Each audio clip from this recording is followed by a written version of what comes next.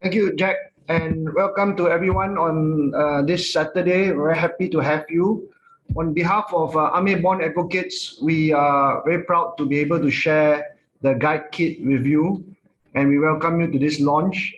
Thank you to the speakers and participants coming from the region for making time today, and we assure you that it will be a useful way to spend your time. It is an opportunity for us to think a bit more about the topic, make deeper connections with each other, enhance the quality of our conversations around the SME ecosystem, and strengthen our resolve to moving the needle on BHR compliance. We will share the link of the soft copy to the book in the chat box, and while stocks last, we will deliver a hard copy of the book to you. You need to complete the form we have provided you on registration. And I've said enough on the chapters. I'm not going to say a lot more. I've acknowledged the people who have helped us. It was an enriching experience working on the project. I want to thank FNF for supporting us. And also, of course, to Jacqueline, who, when she started out on this project, was a pupil and in the course of this project became a lawyer. She perhaps single-handedly ran this project for all of us. The next step is for us to operationalize the tools that we have set out with SMEs. It is not perfect, but we understand that this is probably the first time it's being done. Working with SMEs have been quite difficult, even in Malaysia, and we have invited organizations, SME organizations, SME and companies to join us. This is something that we need to continue working on and in the coming phase to increase capacity, increase the advocacy. So this is something, this is a space that needs to be looked out for, and we will definitely continue to be at the forefront of this. I hope you will enjoy today. Let us stay connected. Let us collaborate where we can. And I'm not sure whether you can see a copy of the book. The book is like this. Yeah, but you will have a soft copy of the book, and we hope that you will use it, read it, and share it. It's free of charge. You can reproduce it as you want, just as long as there's the appropriate acknowledgements. Thank you very much, and I hope to be part of this continuing conversation. Jack, over to you. Right, thank you, Edmund. Okay, so before I forget, can everyone please rename yourself to the format of your name and then your organization's name or your company's name? Or if you're not representing any, just put your full name. It's just for our internal record that you're here today with us. All right, so yeah, thanks, Edmund. So now we'll move on to the welcoming remarks from Moritz on behalf of FNF. Moritz, over to you. Thank you, Jacqueline. On behalf of the Friedrich Naumann Foundation, I just want to say how thrilled we are that we have the book now.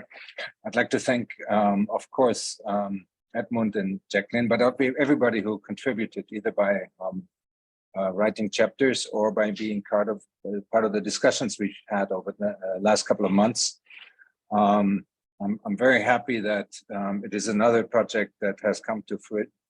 We at Friedrich Naumann Foundation are very interested in the topic of business and human rights. We have Robin with us from the Asia Center here today, and just a couple of months ago we published a book on national action plans on business and human rights in ASEAN, and this is the second book that comes out within the last 6 months.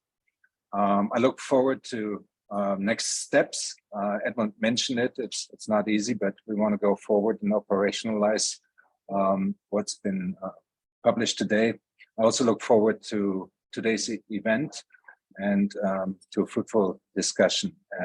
Thanks everybody for contributing. Thanks for joining today, and let's have a great event today. Over to you, Jacqueline. All right, thanks, Moritz. So now moving on to the second part of today's online launch, we have Dr. Ramcharan, the Executive Director of Asia Center, to share some key points of the Guidekit. So Dr. Robin, are you here? I'm here. I'm here. All right, over to you anytime.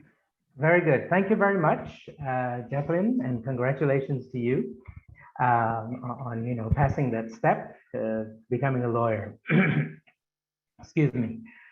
So thank you to Edmund and all here for inviting me to give some basic introductory remarks, a review, if you want to call it that, or maybe an overview of the Guidekit. So the Guidekit is, of course, entitled Business and Human Rights in Southeast Asia, Practitioner's Guidekit for SMEs. You can see the title before you there, and it focuses on compliance regarding the environment and labor, two very, very important and topical, one more well treated than the other, and so it is very welcome, the focus on the environment in particular. Let me start. I have maybe five or six sets of comments, and let me start by first of all commending the authors, AmerBON, and of course Friedrich Naumann Stiftung for supporting this project, which is badly needed. It is timely, it is informative, it is practical, and it is novel. Okay, so as the authors in the work note, it cannot treat every issue, but I think the issues that you have chosen, environment and labor, are of course quite important. I'll come back to the issue of the environment in a second. The standards are well known, and so it is good that you didn't, the book doesn't spend much time on the issue of the standards, which have been well developed by, in the UN guiding principles, which, by the way, did not create any new standards and rights and so on, or rules. They already existed. The one area which is newer in terms of the human rights dimension is in relation to the environment. And so it is great that the Guidekit addresses this issue. And last point, last quick comment is we have to kickstart compliance somewhere, yeah? And so one of the good things about the Guidekit is that overall you use, the Guidekit uses simple language and devoid of complicated jargon and so on. And I think that makes it very accessible to the intended audience, the intended targets, the SMEs. So that's by way of general comments. Secondly, in terms of structure, well, you have it there before you. You can see that the Guidekit starts off with the methodology, the consultations. It was interesting to see the consultation process, the timeline. So I think that is useful to note that this was developed organically and so on. So the methodology is there. It then continues with the context and purpose and background. So chapter 0 and chapter 1. I quite like the use of the number 0. It exists, it's there. So the context, purpose, and background in chapter 0 by Edmund Bon. And then it continues with chapter 2. If we could go to chapter 2, yes, by Thomas, and with a brief background, context, and the standards. Okay, so it then continues in chapter 3 with the environmental standards by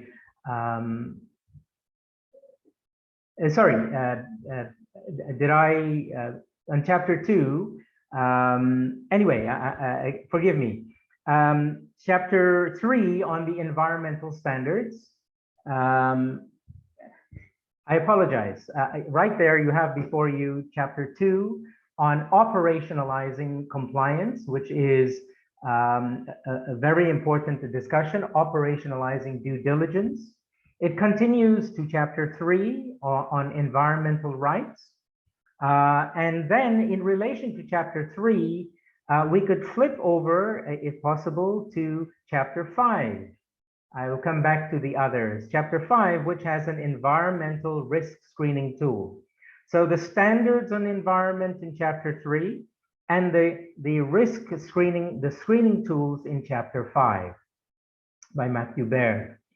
It then it discusses in chapter 4 labor rights, the standards, and then it looks at, provides a tool to assess recruitment agencies in chapter 6, right? Very specific discussion. It continues in chapter 7 with the discussion of remedies, an important aspect of international human rights law. And then it continues in chapter 8 with the discussion of justice issues, right? Engaging human rights defenders to do away with slaps. We will come back to that in a second. Strategic lawsuits against public participation and developing an alternative grievance mechanism. And finally, it concludes in chapter 9 with some observations on the future. And this is by Edmund, future forward and what to expect next.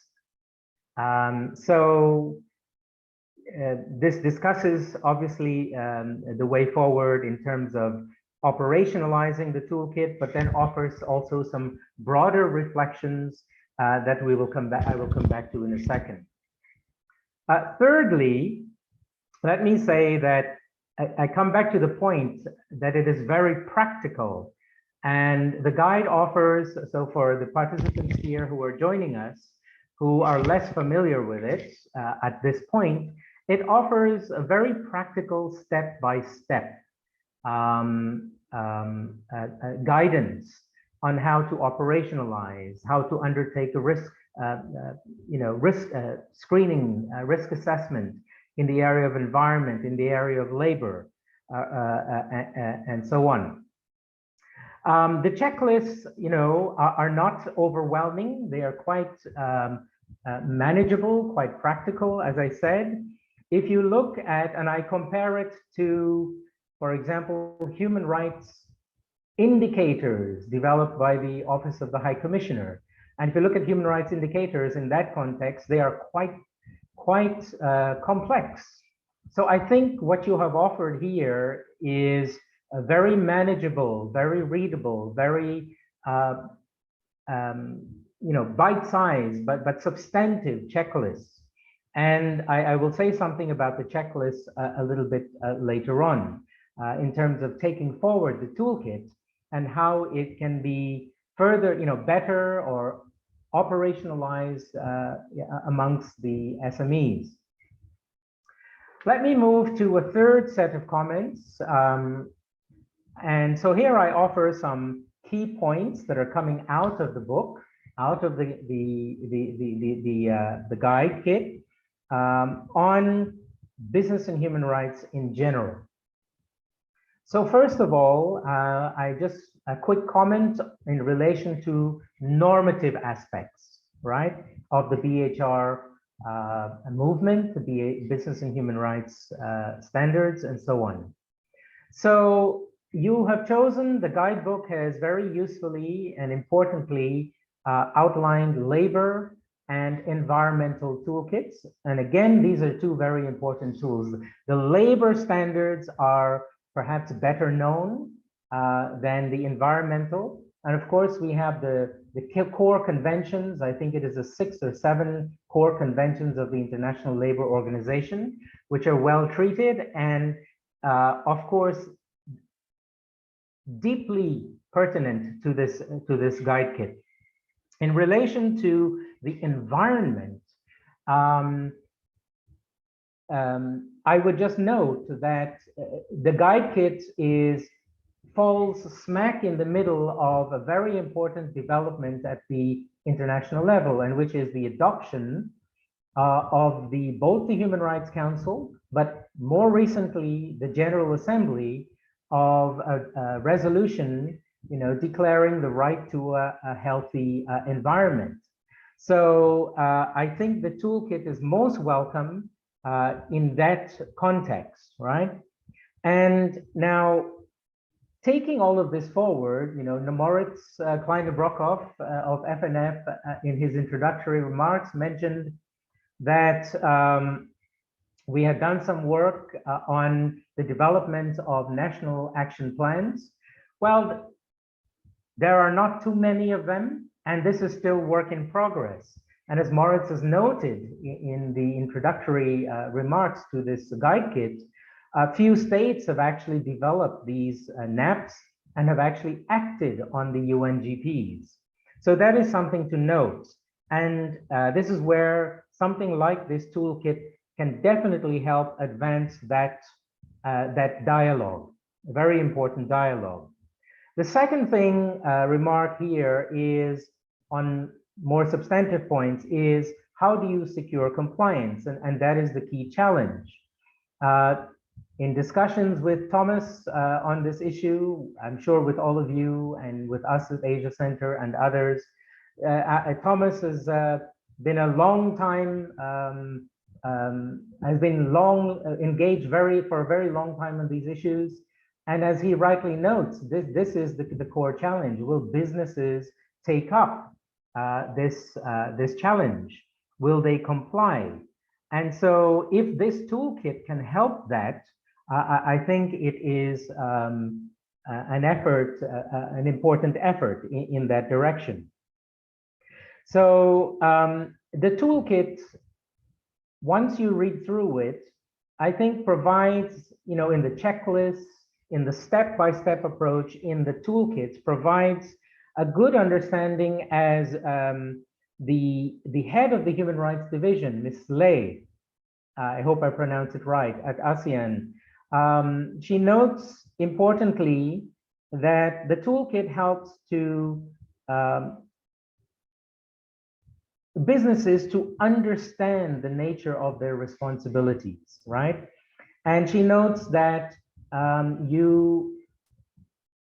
businesses, SMEs, need to go beyond mere window dressing, and hence the movement from CSR to harder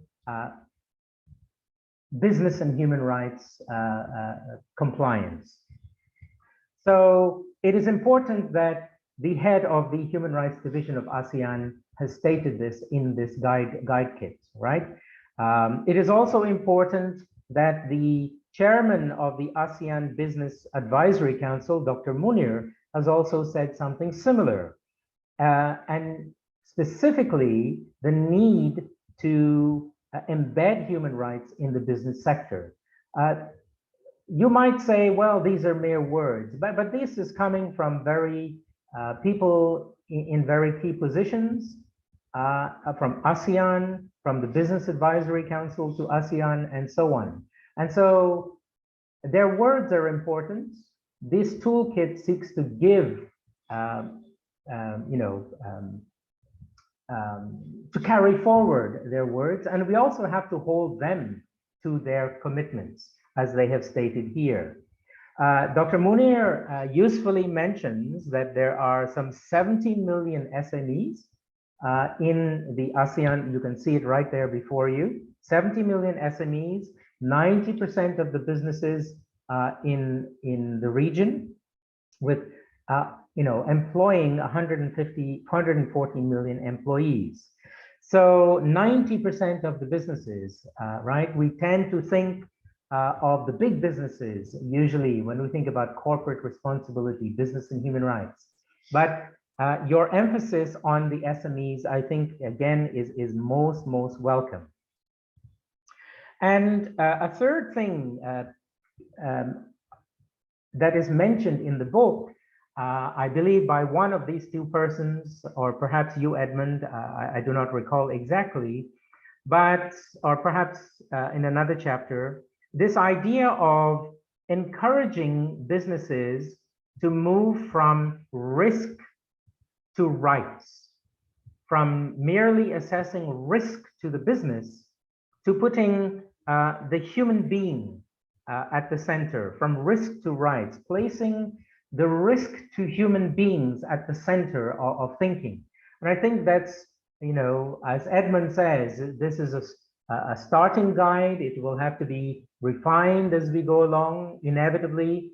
But this is a very important step in getting SMEs, even your mom and pop business, to start thinking, right, about placing the risk to the human being.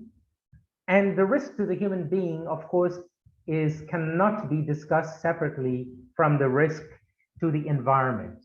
And here, you know, one can think about follow-on guides, for example, in relation to indigenous peoples in particular, for example, which you have also treated in your guide. It is a simple guide. I say that in a positive sense. It is a simple guide that is useful for SMEs who have capacity issues. And so I think the guide, the toolkits are well framed. You know better than me that you know, the authors here developing a set of toolkits with indicators is a very complicated process, but I think you have done well in terms of framing questions in a simple way and few questions, not too lengthy, that SMEs can take and run with very easily. Now, as a follow-on to that, what I thought that one could do is those toolkits, the checklists, for example, could be the subject of or could be put together in a shorter pamphlet, and you will no doubt have seen the useful pamphlets on the Universal Declaration of Human Rights. So some small little booklet about half the size of this page, and that could be used as a promotional tool, but as a guidance tool, and also translated eventually into different languages of the region. I think one more point here before coming to the last point. The chapter on justice issues, I think, is very welcome, and you have treated alternative dispute resolution, right? Establishing establishing mechanisms to address grievances outside of the complicated court systems, which are lengthy, costly processes. And I think this chapter is particularly welcome and interesting, you know, moving beyond the strategic lawsuits against public participation. I will not get into, in the interest of time, the details, but I think that is a chapter that ought to be examined closely and promoted among the businesses, to encourage them, to let them know that they may have an alternative mechanisms. It could be arbitration, it could be the mechanisms as being proposed in this chapter 8. And finally, sorry, I will not take up too much time, just a few quick remarks. Edmund, I come back to your discussions about the future, and maybe this is going a little bit beyond the purpose of the toolkit, but I think they are nevertheless important issues that you raise, and that could, excuse me, just to make sure that my battery is, the toolkit could help to overcome some of these challenges.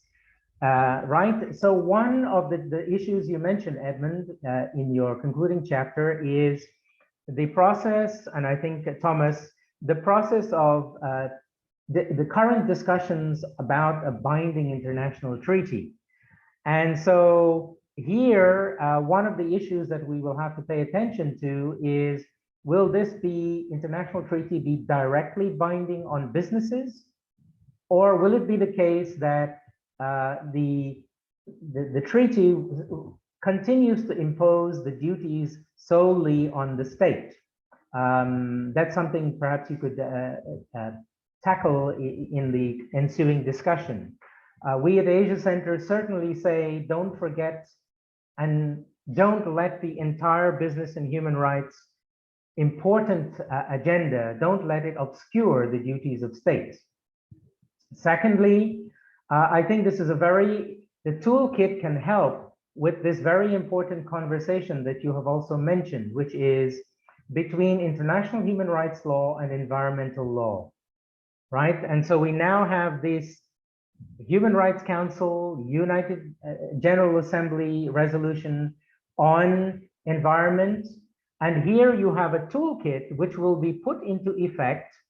And now if collaboration, can be secured with ASEAN, an intergovernmental organization, to help take this forward, well, that goes some way towards showing, if I may say, but you can discuss this, practice at the regional and domestic level, right?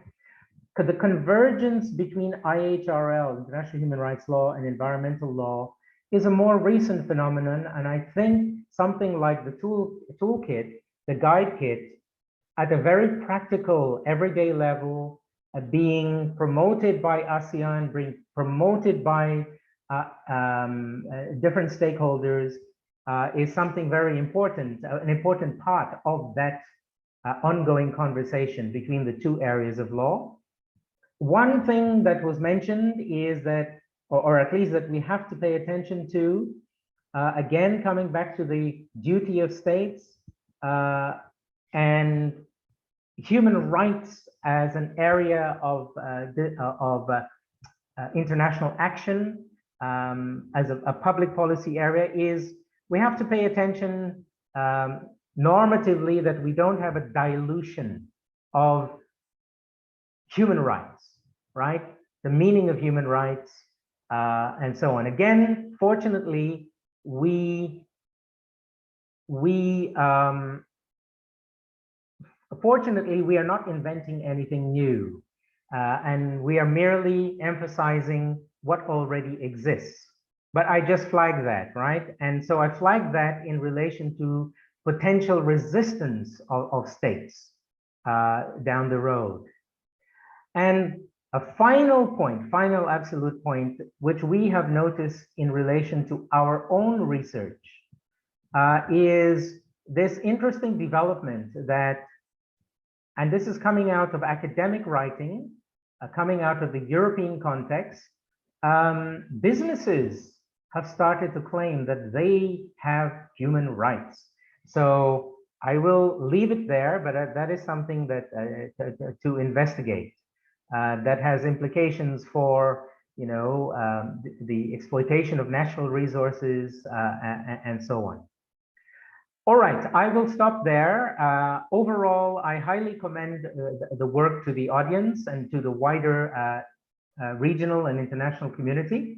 And I think you have made a very useful contribution, and I look forward to taking it forward and adapting it and to different contexts and so on. So thank you very much for the opportunity, and over to you, Jacqueline. Right, thank you, Dr. Ravin, for the very holistic review of the Guidekit. Before we move on to the next session, we will actually now take a group picture. We really appreciate if you could turn on your video now.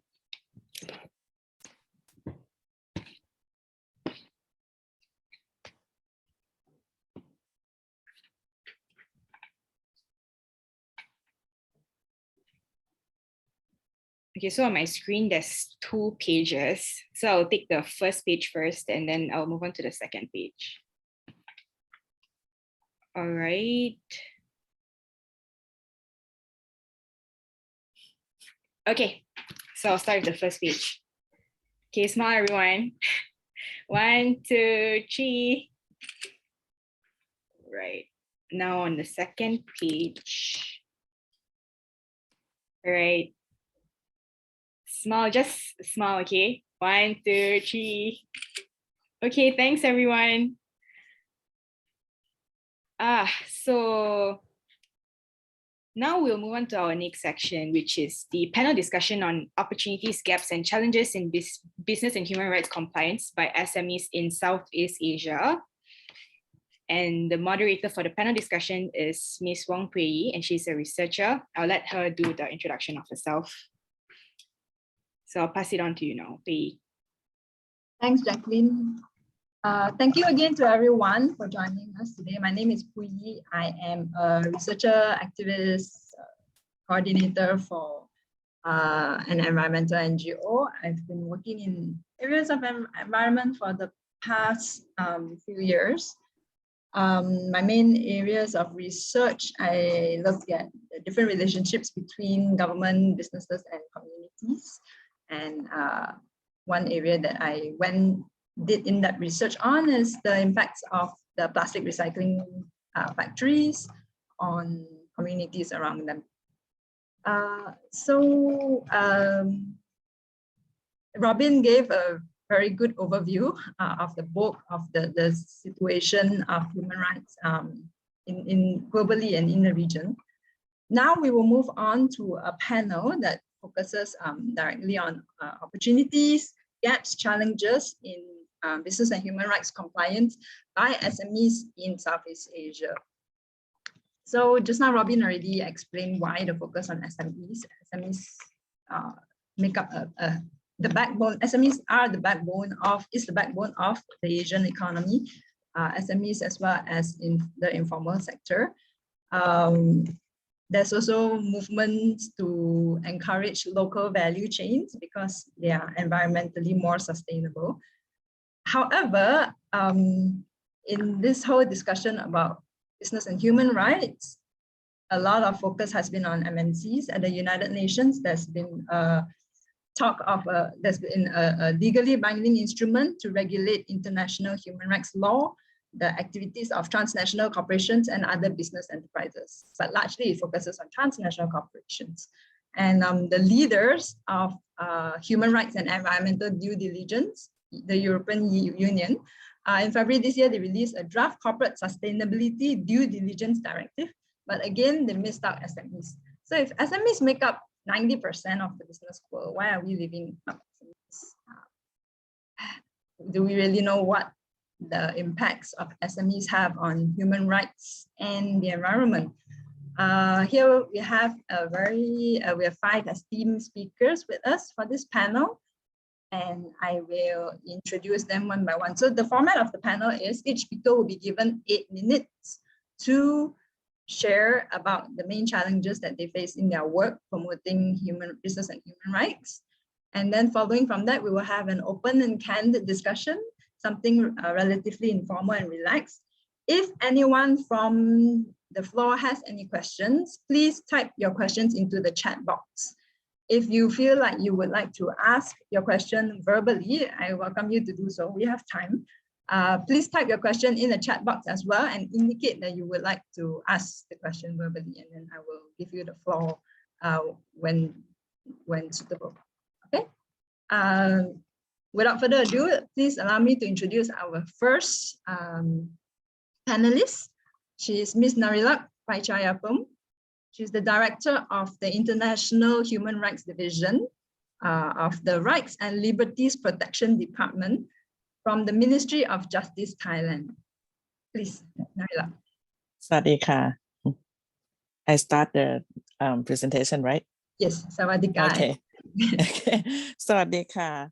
So good morning, everyone. And first of all, I'd like to thank AmerBON for the organizer for inviting me to be here and share the Thai experience with all of you. Especially thanks for Edmund for contacting me. And of course, yeah, we work together in many events. And also I'd like to congratulate for the launch of the Guidekit as well. As the moderator introduced me, I'm Narilak, Director of International Human Rights Division of the Rights and Liberty Protection Department, Ministry of Justice. In Thailand, Ministry of Justice is the key agency responsible for developing and implementing the National Action Plan on Business and Human Rights in Thailand, which is the kind of the national policy framework on business and human rights. In Thailand, I think you may already aware that Thailand is the first country in Asia that announced and adopt the NAP to implement in the country. In Thailand, we start working on issue on business and human rights and start developing the NAP, the NAP, since 2016. And we, together with all stakeholders, we join hands together with the relevant government sector, the business sector, the state-owned enterprise, and the civil society sector. We join hand and take about 3 to 4 years to finish the NAP.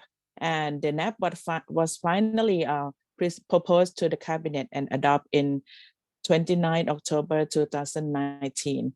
In Thai NAP, we are focusing on 4 key priority areas, which is the most urgent, most important issue that everyone agree that this need an urgent action.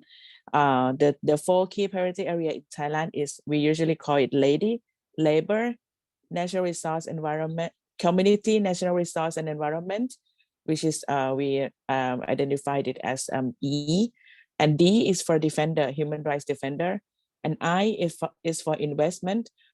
Is it meaning that the cross-border investment and multinational enterprise.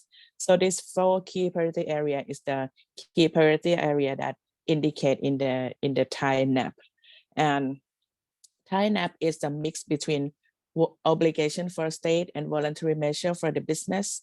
And of course, the SME who actually take part in the developing the NAP as well, they are agree on this policy framework as well.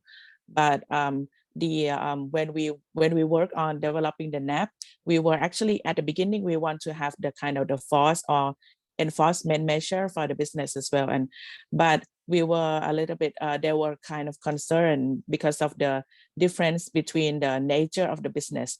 Business in different size has different in nature and different resource and different knowledge. So we agreed that for the first NAP, for the first phase, we implement the voluntary measure for the business. And at the moment, the NAP is in Thailand is valid from 2019 until the end of this year. So it's almost the end of the year already. And we are now working on developing the second NAP. For the first NAP, we have already done the midterm review.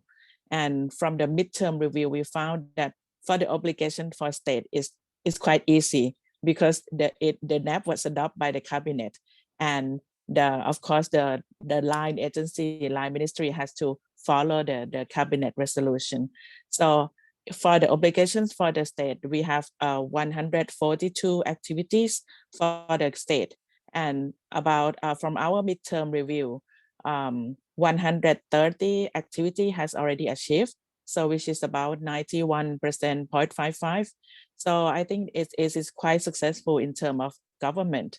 But in terms of business, because it's voluntary measure, we have trying to facilitate their reporting process. We initiate the IT system to facilitate the business sector and government sector to report their implementation of the NAP into the IT system. And for the business sector, we found that there is quite interesting because only big company voluntary to report the implementation of the NAP. But for the SME, very few SME are willing to report the implementation of the NAP or the outcome of implementation in the NAP. And I think the reason is that when we work with them, the reason is because they are kind of afraid of the word human rights as well, and they are afraid that we are going to monitor them, and they're afraid of increasing cost of operation, and they don't have knowledge that what they do in everyday life, that is human rights, but they don't understand that what it is called human rights. So what we do is that we try to conduct the awareness raising activity and involve them in awareness raising activities in regularly since 2016 until now. We conduct a lot of awareness raising activity and develop several forms of media and upload it into our website and disseminate it in widely among the business sector. And apart from that, I think incentive is important as well for government to encourage business. Like in Thailand, we have a lot of incentive. Like we start to have the Human Rights Award, which is we use the UNGP as a guideline to give award to the state-owned enterprise, business sector, large size, small size, medium size, and they are if they're interesting to and they're willing to be the role model for their friend, they will kind of apply to get the award. And also we include SME in the preferred list of vendor for the public procurement. So and now we are working on the developing the business and human rights label. It's like a green label or something like that to add value to their product and service and encourage them to get this label and make them to be in line with the international human rights business and human rights standard. And especially during today, when human rights due diligence is important, we are, as the moderator said, we have a development, and we have a development in international level, regional level, and at the moment, in many countries has already launched the law, but in ASEAN country where SME is a big majority of company, I think the Guidekit is very useful, will be very useful, because it's a combination of the knowledge and the practical guideline, and I think it will be more useful if you can translate into the ASEAN language in the future maybe. And for Thailand, we also alert the SME as well about the importance of human rights due diligence, because we are part of the supply chain of the EU and many countries. So and we are together working with the UNDP in Thailand. We have developed the human rights due diligence handbook for SME. And also it's in the final stage. So after the final review, it will be disseminated to the SME in Thailand. And we have finished conduct the human rights due diligence training for SME in the 10 pilot provinces, which is the key area that we selected to try to find the best model to implement the NAP. So we have together joined hand with UNDP and conduct the training, human rights due diligence training for SME. So I think we move a little bit by bit to strengthen the cooperation with SME, and recently we have signed a memorandum of understanding with SME Association as well, and the Industrial Association and Chamber of Commerce. This is to ensure our good cooperation with SME, and then I think it will help connected government more with SME. So for the first round, I think this is what I want to inform all of you. Thank you. Thank you very much for a very succinct and very comprehensive overview of the process. I'm going to just mess things up a little and just ask a question so we don't lose our line of thought. So what does the SME have to do in order to get that label and to be on the preferred list of vendors? And despite all these initiatives from the government, do you still get pushback from SMEs? So 2 questions. Yes. The business and human rights label is under the process of developing the criteria. So, but we use the UNGP as a guideline, but we have the working group to develop this label, this standard. So it's now under the process. But for the preferred list of vendor for the public procurement, they have to be like identified as an eco-friendly product or eco-friendly service. So if they are eco-friendly and receive the kind of certified by the Ministry of Natural Resources and Environment, so fall within the criteria of Ministry of Labor, Ministry of Natural Resources and Environment, there will be the kind of benefit in working with the public procurement. in bidding with the government, something like that. So in like have a business transaction with the public agency, because they will be on the top list when they have to choose. And there's a lot of things that the SMEs have to do, and it will definitely add to their costs of their operation. So yes, but if they see that, if they see that is this beneficial for them, or is this value for the company, that they will do so. And many company is also in many SME kind of there are a number of SME that apply to get to be the preferred list of vendor as well. So they see the value. And just one quick question. Yeah, but still like many SME are still afraid of human rights. So we have to work more. A question from the floor, Mr. Andrew Koo.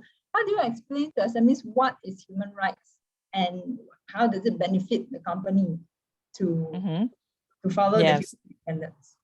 Yes, we have to explain them what is human rights first. This is the basic knowledge that human rights is something that belong to us as a human, and we have like natural rights and then legal rights, and so the basic knowledge of human rights need to be given to them. And then next we will kind of link human rights into their work, like explain about labor rights, environmental rights, and the welfare, social welfare, and the rights of the business. And so we have to start from the basic human rights and then link with the work, and then of course the benefit of the SME to work under the human rights standard. Like they can enhance the customer group, that they are the customer that are interested in human rights. This is, they can also enhance the target group of the company, raising awareness, increase their kind of raising the image, positive image of their company, and attract the investor who are interested and come from the country that interested in human rights, something like this. So we try to kind of convincing them that it is important. Thank you very much. Many ways. Yeah. We'll get back to you after we okay. Thank you. Next up, I would like to introduce Mr. Roberto Benatello. He's the Executive Director of the Business Council for Sustainable Development Malaysia.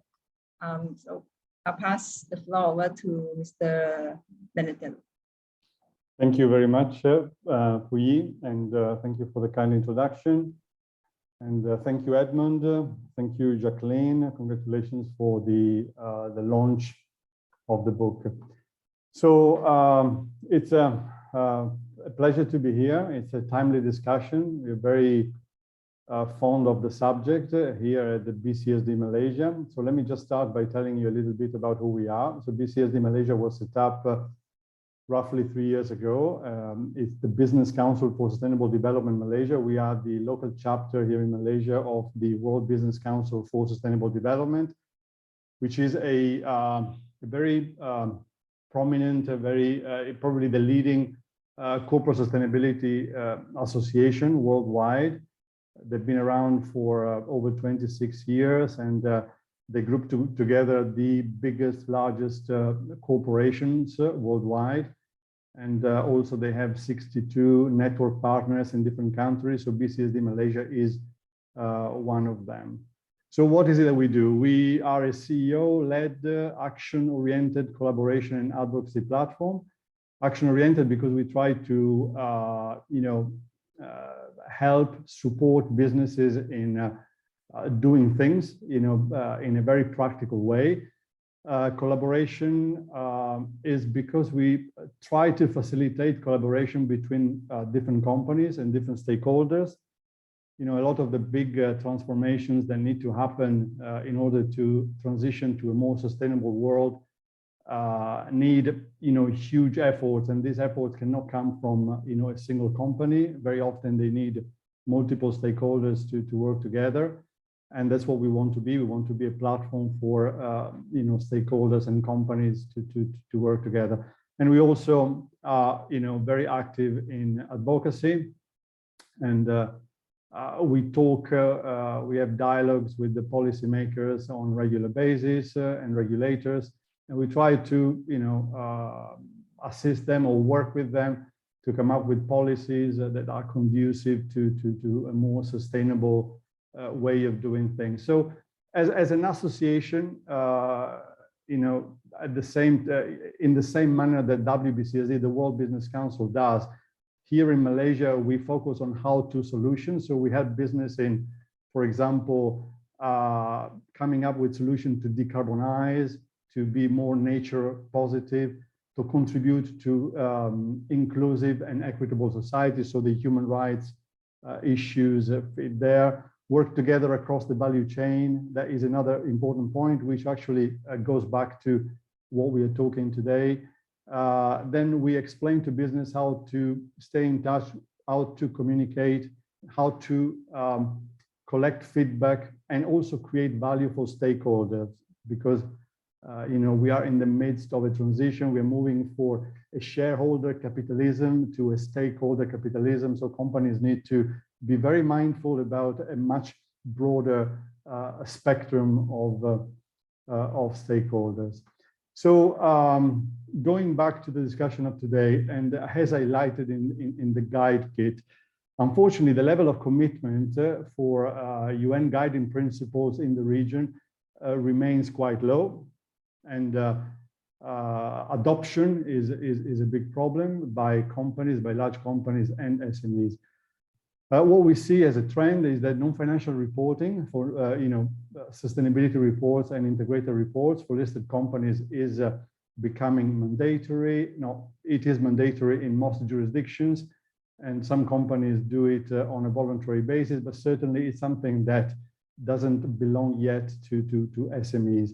SMEs are not compelled to be human rights compliant as compared to multinational corporations or large companies. And this is, one of the problems that we need to face and we need to debate. And I'm trying to say something about this today. Probably some of you may find it slightly controversial. So we're looking at compliance to human rights by business. It is important to look at, what are the main drivers? What is actually driving business to be more sustainable and be more ESG compliant, and obviously look into the S part of ESG, the social part, the human rights part. So when looking at these drivers, we have, for example, business growth. It's important for business to develop new markets, to access a regional and global supply chain. It's important for them to have the ability to export. So this is a big driver for ESG compliance, for example. Another big driver is our investors. Investors want to have more data on companies' performance, environmental, social, governance performance. Employees, it's another big driver. They want to work for companies that incorporate ESG into their purpose. Customers are asking for, they are demanding for more sustainable products and services, and they're looking for companies more and more that treat people well, that respect human rights, that respect the environment. So customers are becoming big drivers in ESG and sustainability, and also human rights. Regulators, there is an increasing amount of regulations around ESG, around environmental, social, and governance. And last but definitely not least, NGOs and communities are putting an increasing pressure on companies to be more transparent about their behavior, about how they do things. So do these drivers work for SMEs? Do they work for companies in general, but do they work for SMEs? Because we're talking about SMEs today. In my point of view, they work partially, not as well as they should. SMEs have much less room for maneuver, and normally they cannot afford to have long time horizons. and they have a lot of limitations in terms of the amount of money that they can spend. So costs for them are very important. Limiting costs, keeping the costs under control is extremely important. In my point of view, it is important to work with large multinational companies and make sure that SMEs are on board and become compliant through them, because very, very often SMEs are part of regional or global supply chains. So I think this is something that we need to bear in mind, as a very, very important factor. It is also important to pragmatically accept the way business think, the way they make decisions. And also it's important to try to understand their jargon, as we expect sometimes business to understand our jargon. So we need to meet somewhere in the middle. Human rights are definitely paramount. It's extremely important and essential topic to tackle, and business definitely need to respect human rights. However, when talking about human rights with business, the narrative, in my point of view, must include the risk of non-compliance for the business. What it means for them to be non-compliant, and also it must include the business opportunities that can emerge from doing the right thing. Okay, and this discussion must be done in monetary terms as much as possible, so that they understand how that risk translate into money and how those opportunities can also translate into more sales, more profit for them. So for this reason, the communication to business on the matter of human rights need to be, in my point of view, adapted, need to change slightly. And to this regard, I would like to bring up the example of our partnership with a very important research institute called the Raoul Wallenberg Institute for Human Rights and Humanitarian Law. We started collaborating with them over 2 years ago. And, this collaboration started with a nice chat, and they said, Roberto, we need to understand a little bit better how to communicate to business. How can we talk to them and make them understand the human rights and make them, action, create some action on the matter. And, since then, we decided to enter this partnership, this collaboration, and we created a number of events, initiatives on business, human rights, and environment. We created this platform called BREM, Business for Human Rights and Environment in Malaysia, and we are, doing a lot of activities, webinars, workshops. Last year, for example, we did a workshop on human rights and environment, focused on how to improve the supply chain compliance. We talked about, for example, the role of free trade agreements in promoting sustainable business. More and more sustainable free trade agreements between countries will have chapters related to sustainability, human rights. So this is going to be very important for trade between countries, the compliance on human rights, and businesses need to understand that. We talked to business about sustainable supply chain, and we talked to them about the role of technology, how technology can help supply chain compliance with human rights. And there are a number of technology solutions these days that can actually assist companies to do that, to collect information, for example, to control their partners within the supply chain. And also, we talked to business about human rights due diligence with a workshop. Now we have a module, a training module on human rights that we are delivering to companies. So in conclusion, it's important, in my point of view, to look into the communication strategy, how to approach business and speak to them, being mindful about the right drivers. The right drivers can trigger change from their side. So I stop here and I look forward to the discussion. Thank you very much. All right, thank you, Roberto. I have many questions for you, but in the interest of time, I'll move on to the other panelists first.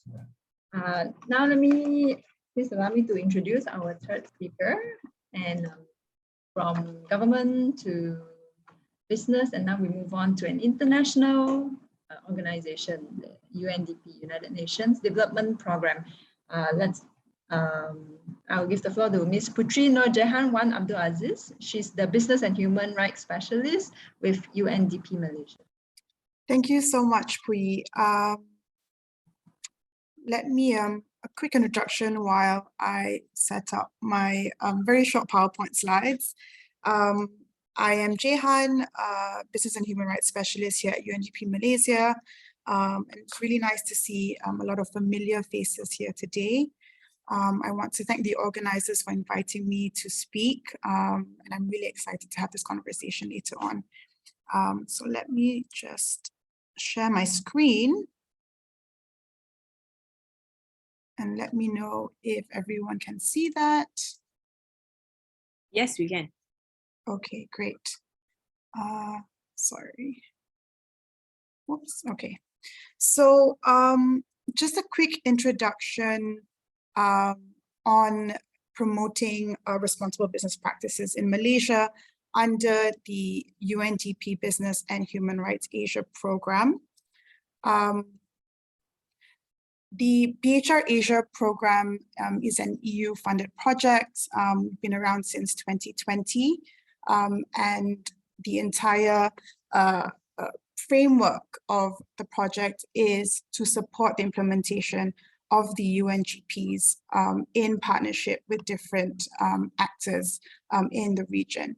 The UNGPs are the world's most comprehensive, I suppose, guidance on principles that look at protecting, respecting, and remedying abuses, human rights abuses, as they relate to business. So currently we are present in 7 countries, including in Malaysia, in and around Southeast Asia, as well as Asia. And our most recent of addition to the country list is in Mongolia. So we actively work with governments, as well as other similar institutions, civil society, and of course, businesses.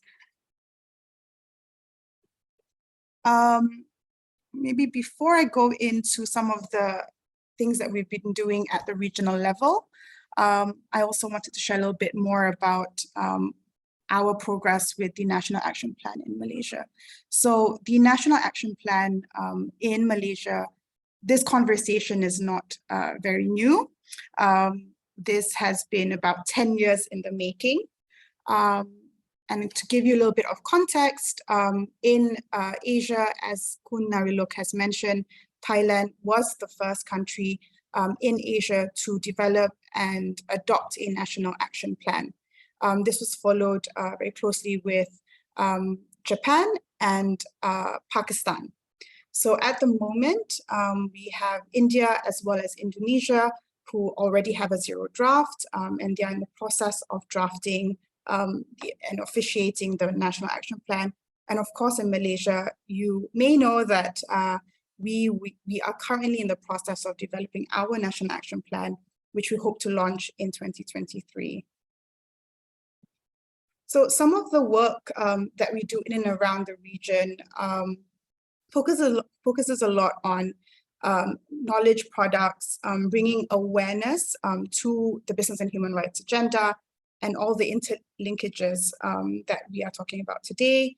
A lot of the work focuses on human rights due diligence, of course, and we have a couple of tools available for businesses, including SMEs, on human rights due diligence. For example, as you can see on screen, we have a training facilitation guide that was launched in 2020, if I'm not mistaken. More recently, we have ramped up our work on environment, so business and human rights and environment. And we are looking at these links between clean air, clean water, and the entire business and human rights agenda. So a couple of really cool things that are happening at the regional level is the launch of Asia in Focus, where we have our regional team speaking to experts within these spaces to talk a little bit about the challenges facing countries when implementing and addressing some of these environmental and human rights issues. At the national level, as I've mentioned, the BHR agenda in Malaysia has been 10 years in the making. This really began with Suhakam coming up with some literature on developing a national action plan back in 2015. By 2019, there was a concerted effort by the government to develop the national action plan. So we've done a couple of things, a couple of activities in the past few years to really ramp up some of this work around the national action plan. The government has successfully set up a steering committee that looks at sort of the development timeline, development process. The minister in the Prime Minister's Department for Parliament Law holds the mandate to develop the National Action Plan and has announced last year that the National Action Plan is aimed to launch by the end of 2023. And the mandate falls under the Legal Affairs Division of the Prime Minister's Department. And so UNDP works very closely with them as well as with our National Human Rights Institution, Suhakam, in order for us to do this. Other things that we work on, a few knowledge products looking at some emerging issues in business and human rights. We also do a lot of awareness work. And we have more recently started looking into working closely with civil society to sort of get them as co-creators of the National Action Plan. So I'm really excited to mention that we have started the National Baseline Assessment with thanks to Edmund and his team as well. And this is a 6-month process. And so there'll be more information very soon on this in particular. Other things that we are looking forward to do in the next few years is really also ramping up some of the work with the private sector. As you know, this has been a little bit more of a tricky area. And so the idea is that we really need to first understand the needs of MNCs and SMEs, as well as sort of the regulatory environment in order for us to do this well.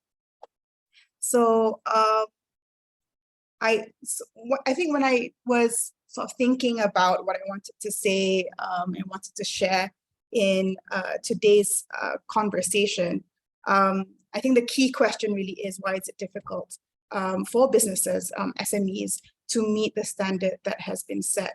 And I think, not to reiterate so much what has already been said, I think my fellow speakers have put this really nicely. But some things that I think we sort of need to look at is, for example, a lot of businesses feel like that they have to go at this problem alone. And I think this is very misleading.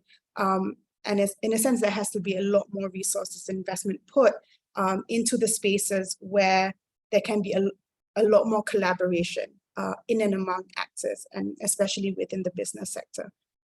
We also want to start thinking about this shift towards human rights compliance as a mental one. I think there's a little bit of a cognitive shift that needs to be made, and this obviously is quite a difficult task. And I think that this does require some hard decisions by businesses in order to bridge that gap. So I think these are just some of the things I've been thinking about. I'm not going to spend too much time in this introduction, and I hope to get into it more in our conversation later. So maybe back to Puyi. Thank you, Jehan, for giving us an overview of UNDP's work. So let me... Malaysia down the road towards a net. Yes, sorry, I need to... Okay, stop sharing, there you go. All right, thank you. And we'll move on to our next speaker. So our next speaker is a little bit more closer to the industry.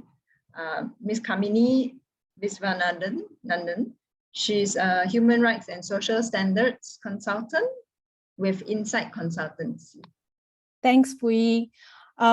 thank you very much, first of all, to the organizers for having me. I am very humbled to be amongst such an esteemed panel today. And really, I've just gained so much, and I definitely agree with what most of the speakers have already pointed out when we come to talking about this topic about business and human rights to begin with, right? Not even looking into the SME portion at it. So before I get into that, a little introduction about myself. My name is Kamini. I am a principal consultant with Insight Consultancy. Among our services include providing ESG consulting to organizations and companies on ESG components. So I work with a pool of consultants who are experts in their specific areas. And we look at everything with a company from, training right down to their communication needs when it comes to ESG, as well as their reporting. In terms of my experience, I think it's a bit more granular than the other speakers have provided. So I used to be a lawyer, and I specialized in industrial law and employment law. I then moved on to the Roundtable of Sustainable Palm Oil, where I was their human rights and social standards point person. And that was a very interesting experience for me, because at that point in time when we started, or rather when I started out, the attention wasn't so focused on human rights as it is today. And it's been very interesting to see this trajectory of how we've really shifted from the environmental perspective to the human rights, particularly labor here in Southeast Asia. And now the conversation is moving towards, not looking at these two things in isolation, but showing that, hey, it can coexist. The three Ps need to coexist: people, planet, and profit. And the question is, how is that being done? And this is where it's a very interesting conversation, because more often than not, it looks like it doesn't sort to seem to align. But businesses are showing, or rather companies that we've worked with are showing that actually it does make business sense to ensure that, your human rights compliances are there, SOPs are in place, your environmental compliances are in place. And in the long run, it's investments that are actually bearing fruit. And this is particularly, I think, for the companies that have already been prescribing to, their NDP policies and their sustainability policies. In terms of the SMEs specifically, Pui, you mentioned at the beginning that they don't really have the bait or the reason for them to comply, and it becomes really, really hard for us to bring them along on this journey. But I think that, as Roberto pointed out, supply chain requirements are changing right now. And because supply chains the requirements from customers are changing because of the laws right now, when we're looking at the EU laws, the Modern Slavery Acts, these are trickling down to the SMEs, because the entire value chain, including service-based providers, need to comply with human rights standards. So like it or not, it's going to come to us, and it is going to affect SMEs. So the question now is that, how do you equip yourself?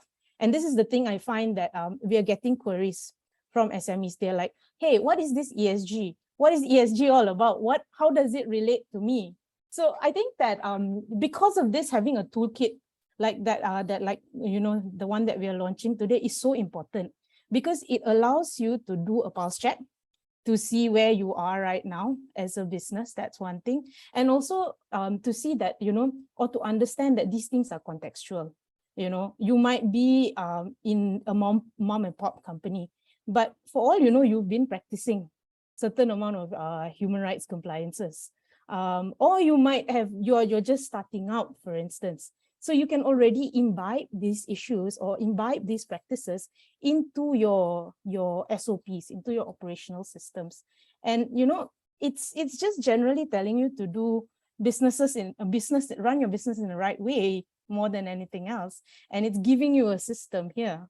I think the challenge also, like I think the first two speakers pointed out, is the awareness.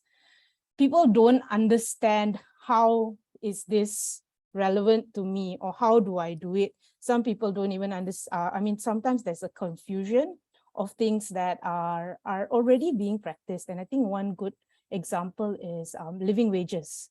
And so like I mentioned, I used to work with the RSPO, and there is a provision that members are required to pay a living wage to their workers in the supply base. So that was a big question, like, this is going to impact our costs. This is going to impact our business costs. How are we going to, you're going to run companies to the ground and bankrupt them, because it increases there's a perception that your costs will significantly increase. But when you look into the concept of living wage, for instance, you will understand that particularly for the palm oil industry, a lot of the components are already being provided as benefits.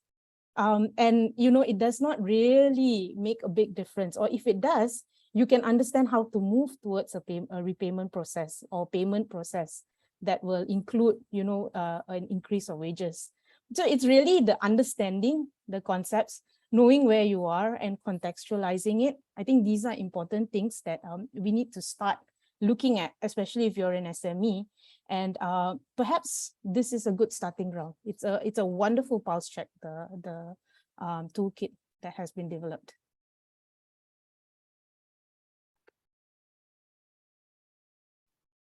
Amini, just a quick question. Do you have any stories to share about your experiences? You can keep your sources anonymous, but any stories about how you advise a company to enhance their processes? It's voluntary, right? Yeah, correct. So it is voluntary. Did you advise them, and did they really follow what you proposed? Well, it's like, okay, so when you're advising companies, again, you have to imagine that they're like people as well, right? So they also come with a set of their own characteristics, and where they've been and what they've done, their efforts are also important. So we've had experiences advising companies that are like, okay, clueless, I don't know what to do, please tell me what to do, to companies that has been practicing sustainability standards for a very long time. But even with these companies who are practicing sustainability standards, when you look at human rights, it is completely, it's evolutionizing as we speak. So what you did last year, which was, you know, the best practice, may not be the best practice today. So it's understanding the reasons, and I think sitting down together with companies and telling them that, hey, it's good, you are already, you know, the fact that you're coming to us and talking to us means that you are there and you're ready to take the next step. So let us help you take that next step. And also, I think what is very important is, and I keep saying this, you really need to contextualize to the needs of a specific organization.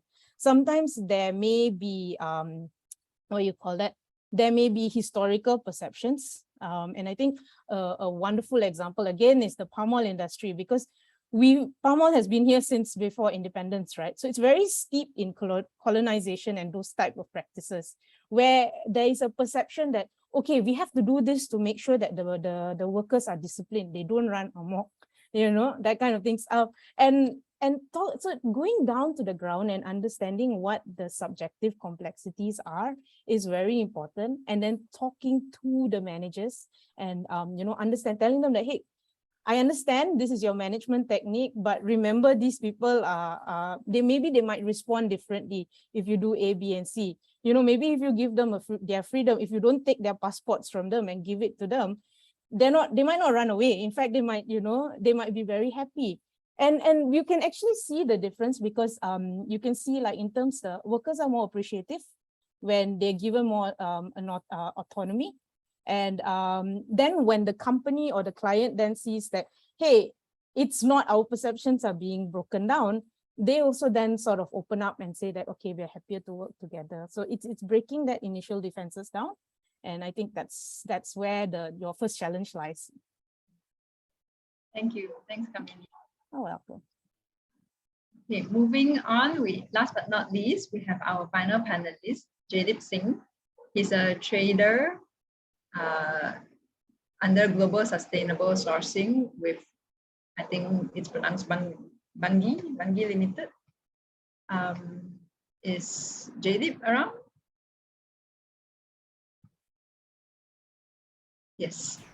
Okay, so before I pass the floor over to Jadip, I'm just wondering, so we've been talking about how to encourage businesses and SMEs in particular to embrace human rights standards. A lot of it is voluntary. The push has to come from regulators, from markets, from investors. However, are we preaching to the choir? Are we within this BHR circle? And that's why we keep talking about it. That's why the people that we know accept this type of values and principles. What do people out there think? Do people care about human rights? Do they really subscribe to human rights-based approaches? Maybe Jaideep could share a little about your conversations, your engagement with others along the supply chain, with other traders. Over to you, Jaideep. Thank you, Pui. I think that's a very good a way to start my discussion now. And before that, thank you for this opportunity and congrats to AmerBON on the launching of the toolkit. I think with Kamini speaking before me, you've made things easier for me because you've given insight into the palm oil industry, so I don't need to speak much now. But I would like to go back to a couple of points that were shared, specifically about incentivizing SMEs. And also, Pui, to go back to your initial opening remarks about how the EU due diligence legislations are only addressing the large companies and not the SMEs. I think here it's very important to point out that, yes, although that this is the case, but the EU due diligence planned legislation talks about the requirement for large companies to also assess their supply chain, meaning that you will have SMEs in origination that will be impacted by the legislation changes indirectly via big companies like us. And I think therein lies the challenge that companies such as ours face in steering SMEs to meet such requirements that meet the EU legislative changes. Why? Because they are impacted, as I said, but they're not going to be implicated by those changes in legislations in Europe. So there's little incentive for us, for suppliers to be steered towards that direction, and no implication to the SME suppliers. Whereas there's a huge implication to us if those suppliers do not meet the EU legislation requirements. So putting that forth, I think that's sort of going back to a sort of an opposing view as to there is a very little incentive out there for suppliers to change. But having said that, and with the points that Kamini has raised about the evolution of the change that we've seen over the past, I think in the short term, 2-3 years, in how suppliers have adapted to the rather than the need to the want to make those changes. So going back to my role with Bungi, I work with Bungi, one of the largest agribusiness companies in the world, dealing in trading and refining of raw commodities.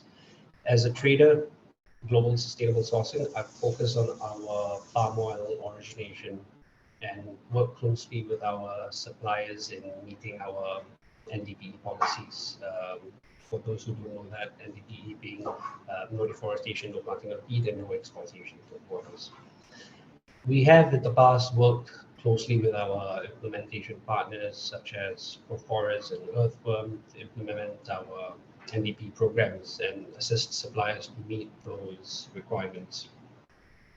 Specifically on human rights and labor rights, we had commissioned a report called the Road to Work and Valuable Labor, a report that looked into the migrant labor in Malaysia, as well as the migrant labor in Malaysia's palm oil sector, as well as the Nepal, Malaysia labor migration corridor. With that, we obtained numerous recommendations that were aimed at to the private sector, the civil organizations, civil society organizations, and the government. So as we had actively been involved with supplier engagement already over the course of the past 10 years now on this topic, we took this opportunity to diligently address this issue with the government bodies. One recommendation we always felt strongly was the need for a public-private partnership. And why we say that is we feel that this is very important, especially in a landscape such as Malaysia.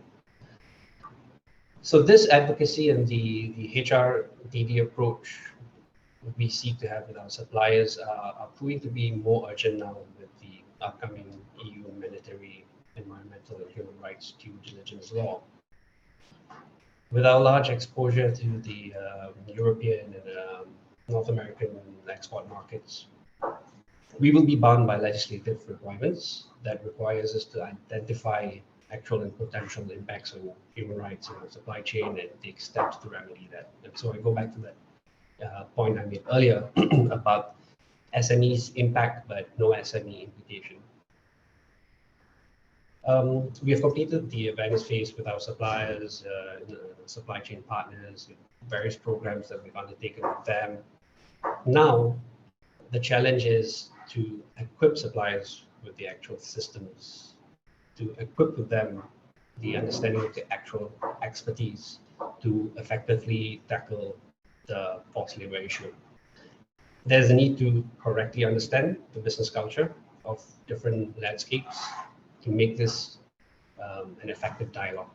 And that is one of the points raised by the various speakers of the constant and various engagements that are going on with the crowd, mainly to meet those sort of values.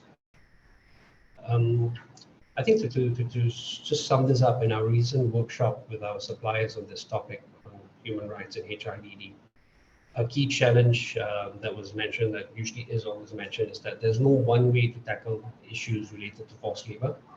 And specifically in our landscape, various measures are looked into, or various means are looked into that may resolve that issue. But the fear is that with a sort of internationally implemented due diligence system, the approach may be too one-dimensional. And so the suppliers summed up the challenge on forced labor with a very interesting verse, which is, it is not the letter of the law, rather it is in the spirit of the law. So I'll leave it here, and we'll end the introduction here for now, and I'm happy to take over your questions. Thank you. Thank you, Jadip. But I'm gonna give you a little bit more time to elaborate a bit more on your final point. How it's the spirit of the law instead of the letter of the law that's important. How can it help Malaysia overcome our forced labor problems? So that's the main challenge, right, that we're facing, about how are we able to guide this sort of legislative requirements in terms of the systems that are eventually going to be implemented, to not look at the addressing of forced labor issues too one-dimensionally. There has to be a way that looks at the local business cultures that tackle such issues. There's another point that was raised by one of the previous speakers, that there are a lot of things that are being done on the ground that is already meeting this sort of requirements, but there simply isn't any one-off system in place. There's lacking transparency, and getting those two together is what needs to be sort of correctly implemented. On that point, and based on what Kamini said just now about how we need to understand why business practices are such, for example, the heavy-handedness that managers of estates might adopt when dealing with workers. So if we were to deal with it with a different dimension, instead of just enacting laws and asking the government to enforce it, if one different way of handling it, as Kamini suggested, was to talk to them. My question is, does it work? Jadip or Kamini, any one of you can answer. Jadip, since Kamini. Sure, I can. And then Kamini. Yeah, so it definitely works. We've seen that happening over the course of 10 years and the changes that have taken place on the ground, right? With the constant engagements that we've had, the constant workshops, webinars, seminars, on-the-ground assessments. And you have seen that the evolution in the corporation and picking up the sort of values that they need to embed in their organizations. The end result should be that companies take on such responsibility effectively because it has become part of their own organization's core value. And this is not a clear-cut approach, right? When we share our core values, it is with the intention that our suppliers are converted. But there is a need to assess and understand the business culture of different landscapes and look at how those core values can be translated in those local cultures and values. And when we look at that, and that is why that constant engagement is very important. And then the next phase is when you look at the trickle-down effect and the need for then our suppliers to share their core values with their suppliers. We then need to equip our suppliers with that same enabling environment so that they can surpass that literacy and cultural barriers to effectively set out a message. Yeah, I think I'll just add on to that. It's really taking what Jadip has said and bringing it down to a granular level in a way that the people you're engaging with understands what you're saying, the intention that you're trying to actually, what do you call it? The spirit of the law, like what Jadip has said, right? It's this why, the why to it. And when you speak to them, you sort of understand that the perceptions that they've had is also something that they've been trained to do for a long time. So it's really breaking all these perceptions down, be it cultural, be it hereditary, whatever it is, and giving them that understanding that, hey, this also will work and it will be good for your business as well to do this. It's not just let's do this because we're great human beings, but let's do this because it will also bring profits at the end of the day for you. So it's shifting that perception and working very closely with the implementers on the ground. Because when you're looking at human rights, and I think specifically with labor, the issues or the violations are normally happening at the ground level between, like, for instance, the mandor and the worker. So how do you trickle down to make sure that these policies that you're talking about goes right down there? And that really needs to be contextualized. Yeah. I see two hands up, but I just want to direct one more question to Jadip. Your company is a private company, right? You're not a council like BCSD or a certification body like ISPO. You're a sourcing company. You do business, but you also do trainings for your suppliers.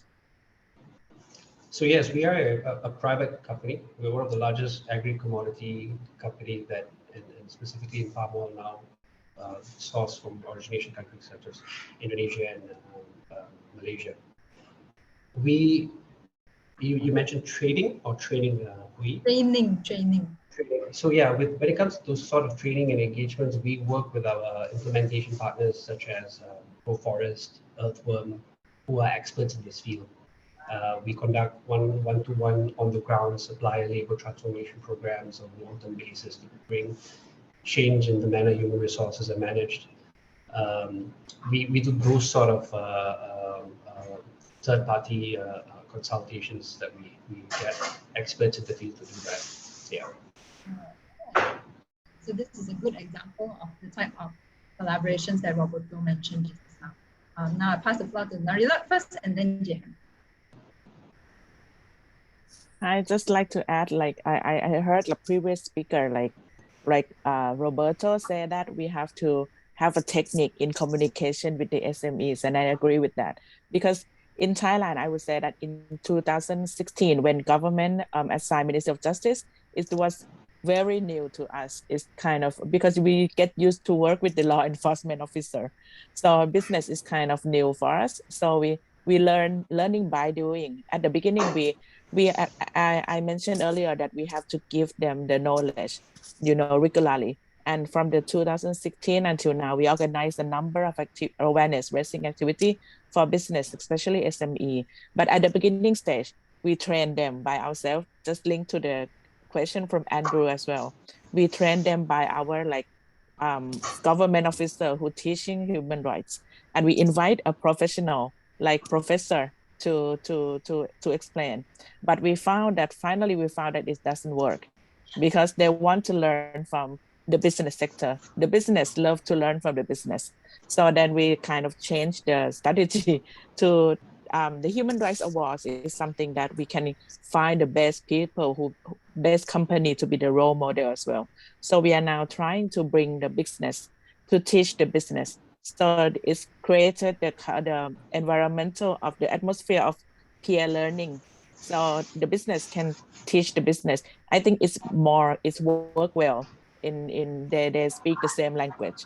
And when we at the beginning when we working on organizing the event on human rights, and then many SME don't want to come because they're afraid it's like they think that it is a ghost or something like that. So they are really afraid of the word human rights. So we have to change the title of the conference from human rights to sustainability or sustainable, something like that, to make it more soft. We try to ask them what they thought human rights was. Why are they so afraid? I like a ghost, Was there any particular incident that no, because they kind of I just compare that they're afraid of the word human rights. They're afraid of monitoring. They think that human rights is something that government going to monitor them. Yeah, so they're afraid of the word human rights. So whenever we have event or activity on, with the title of human rights, they tend to avoid that. But when we change to sustainability, sustainable, responsible business conduct, it's more like we get more collaboration from them. This is the issue that I think I'm not sure about the other country, but I think it's pretty similar, I think, for the SME. And for the just to add more a little bit, but in the Ministry of Justice in Thailand, we have the National Committee on Driving Forward the Business and Human Rights Agenda, and we involve the association, SME Association, the Thai Chamber of Commerce, the Industrial Association, Bank Association into the part of they were appointed as part of the National Committee as well. This is to get to engage them and to make sure that they will not run away. So and make sure that they will be with us. We are all in the same page. But of course, the implementation is something that challenge is very challenging for the implementation, because many like small SME, medium SME are still not every SME are willing to implement the NAP because it's based on the voluntary measures. So this is what I just want to share Thai experience. Jahan, just one more moment, but for Narilak, what does it mean to implement the NAP for a business? What do they need to do? They need to submit a report every year to the Ministry of Justice? No, because in our NAP it's a mix between obligation for the state, and for the state there will be a list of activity and the indicator in each activity that they need to achieve. But for the business, we just set expectation, like minimum expectation for business company in each key priority issue. Like for example, for labor, that we say that the company should adhere to the law, something like that. The company must ensure the rights to access to medical treatment for their worker, and the company should do blah blah blah. We just set a minimum expectation for the environment. We say the company should involve community which will be impacted from your project into the consultation, something like this. So we set minimum expectation for the business, and of course it depends on their voluntary they're willing to do so or not. And at the moment we found that for the big company, I think we are lucky because for the big company, we have Security and Exchange Commission of Thailand.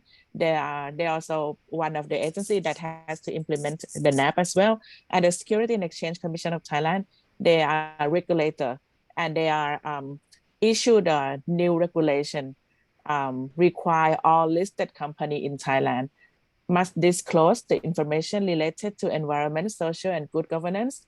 So this is kind of a little bit of human rights due diligence as well, because they have to disclose the information. And starting from the beginning of this year, the listed company in the stock exchange of Thailand has to submit the paper to the Security and Exchange Commission of Thailand, disclose information on ESG.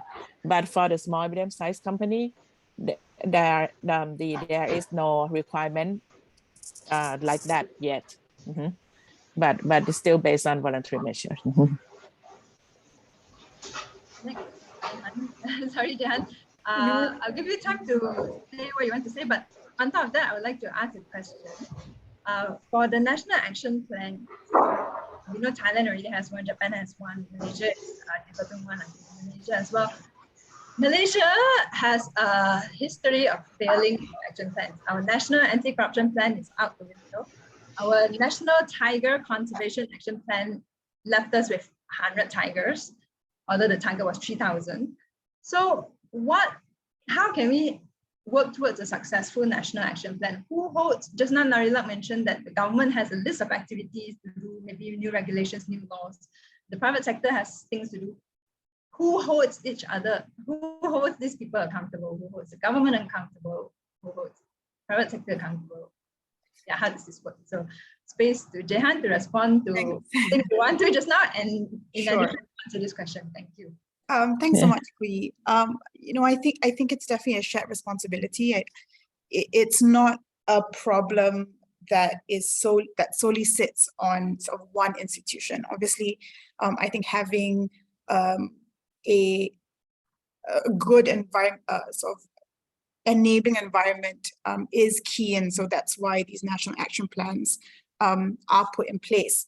But I think one of the main challenges actually in developing Malaysia's national action plan, if I can put it simply, is that both states, both Malaysia, the Malaysian government, as well as businesses, need to agree that this is important and that this is a priority.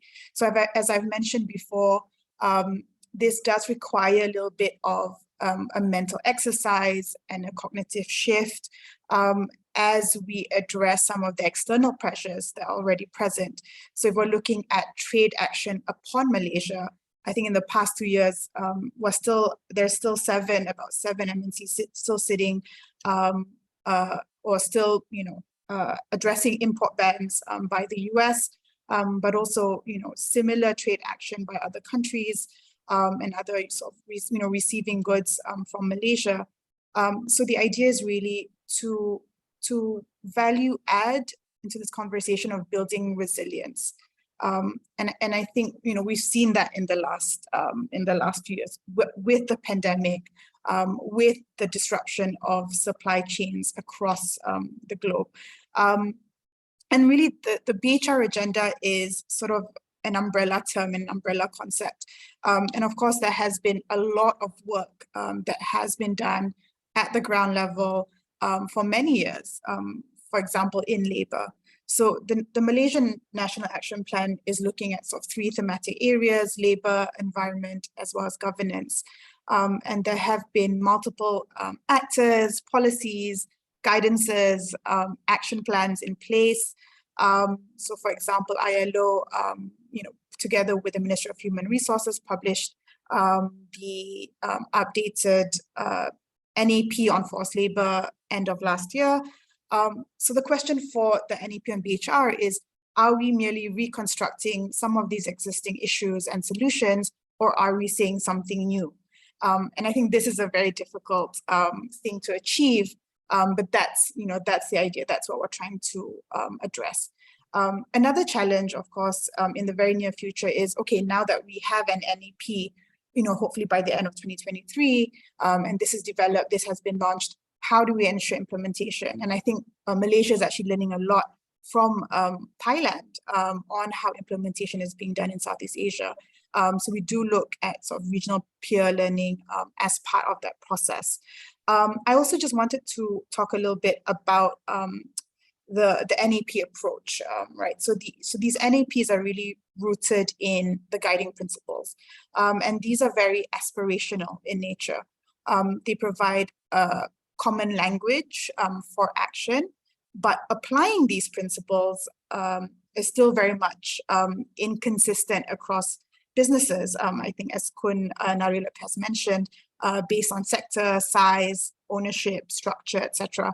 So one thing that was really good that came out of the Guidekit and sort of a takeaway that I had was that, and I think it was mentioned quite comprehensively, that there is really no one size fits all answer.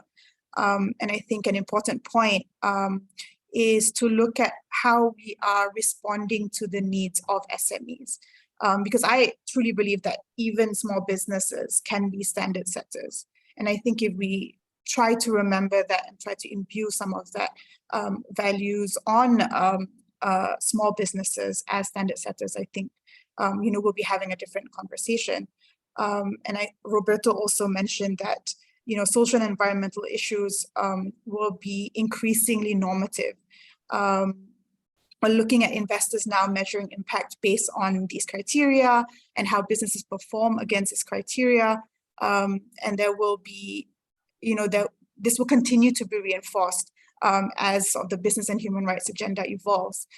So I was reading the other day that millennial investors are expected to inherit something like 30 trillion US dollars over the next few decades, while millennial consumers have shown much stronger commitments to sustainability than their parents. So this is a really big shift in the market. And so what the NEP does is really set a precedent moving forward, trying to provide a more suitable environment for these human rights approaches to flourish. And I think just to sort of end on three points, I think what we need to think about is understanding the difference between what is aspirational in the long term versus what is feasible today. So while the guiding principles are aspirational in nature, there's so many steps in between. So how do we get to the next step and not think, 15 steps forward?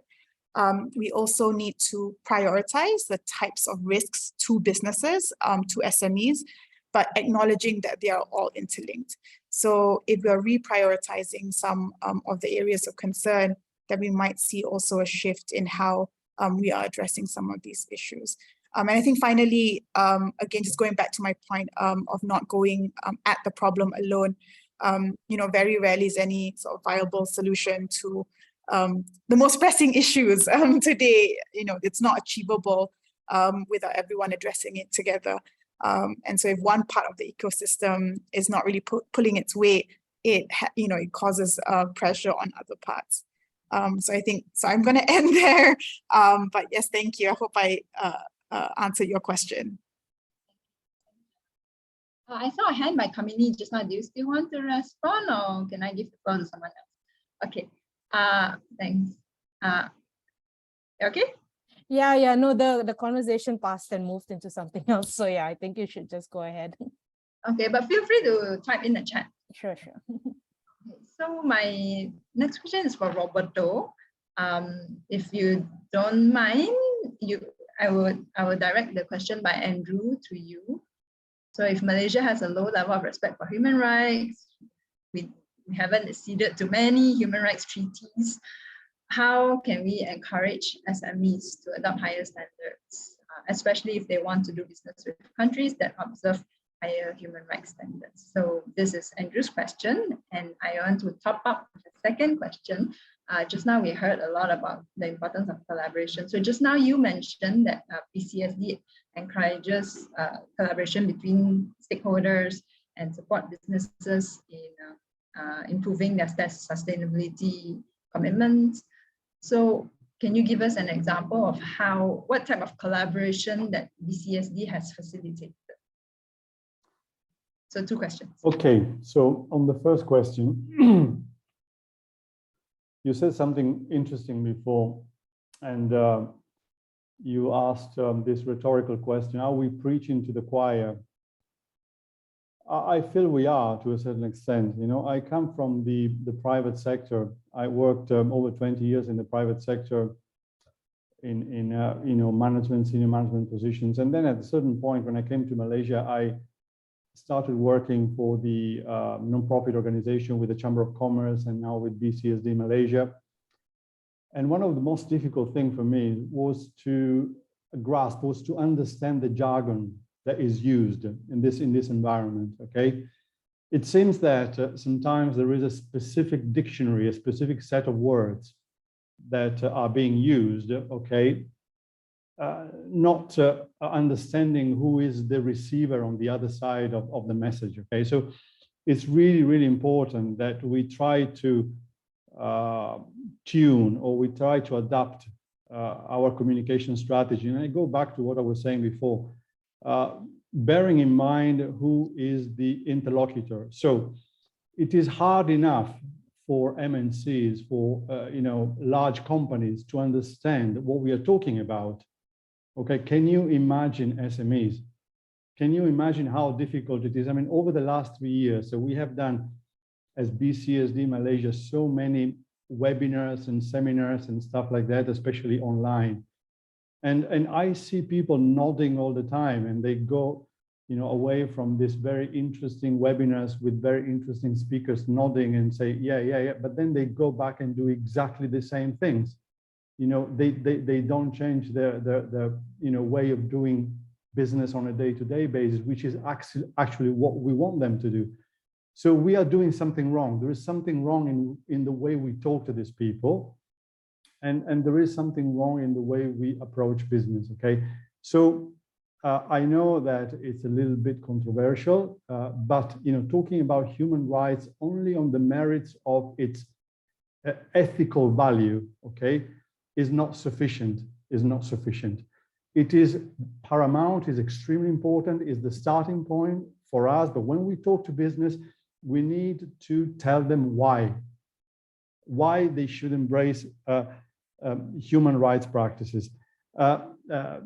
Kamini said, we need to be able to tell them what's good for the business. But what's good for the business has to be monetized, has to be talked about, has to be explained in monetary terms. If we don't embrace this way of talking to the business, they will never come on board. Okay, so this is the first part of your question. The second part of your question, and this is extremely important, especially for SMEs, and in my point of view, extremely, again, controversial. SMEs are not the direct target. SMEs are the indirect target through large companies, because large companies set the rules of the game for supply chains, for regional and global supply chains.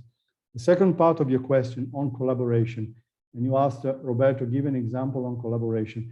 I want to give you an example which is not specifically on human rights, but it's something that you know, explains very well what I mean by that. Okay, so in Malaysia, we're all talking about, and everywhere else in the world, actually, not just in Malaysia, EPR, extended producer responsibility, single-use plastic. You know, how do we deal with this problem? Okay, and we need to come up with, you know, concrete action to lower the amount of plastic that we throw into the oceans, that we throw into landfills, and so on and so forth. So what we have done in the healthcare sector, we are tackling one problem. It's not a huge problem, but it's one problem, and we are doing it in a very practical way. And it's a problem of home dialysis.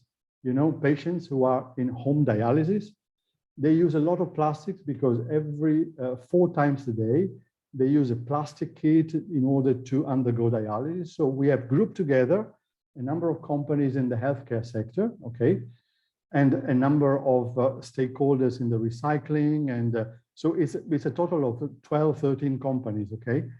And we have created this program whereby when the company, when an healthcare company delivers the new set at the patient's home, okay, they actually collect back the used plastic. So this is called reverse logistics. Then this plastic goes into special collection centers, and then it gets collected by some recyclers. Then they just clean the plastic. This is PVC that we're talking about, and this PVC is then shredded, and this sold as a secondary raw material for other companies to produce other products. So this is the type of collaboration that I'm talking about. You know, in order to make the big changes that we need, you know, the big transformations that we need, companies need to go away from, you know, thinking, you know, they are an island. They are, you know, an entity, a single entity. They need to start thinking about working together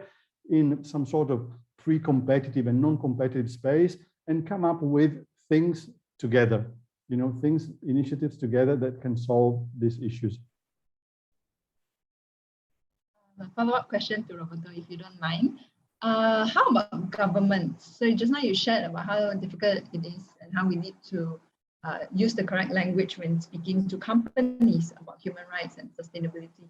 How do you think we need to convince our government? Because if we can convince our government makes the regulations and the policies and provide the incentives or the stick, carrot and the stick for companies to comply, right? So there are different stakeholders in this equation. UNDP is doing a great job for that, and there are other stakeholders that are much better qualified than us to talk to government. Okay, so our advocacy effort towards government is good, but it's not as good as the UNDP advocacy effort. You know, because they can talk that language, they can act at, you know, G2G level much better than others.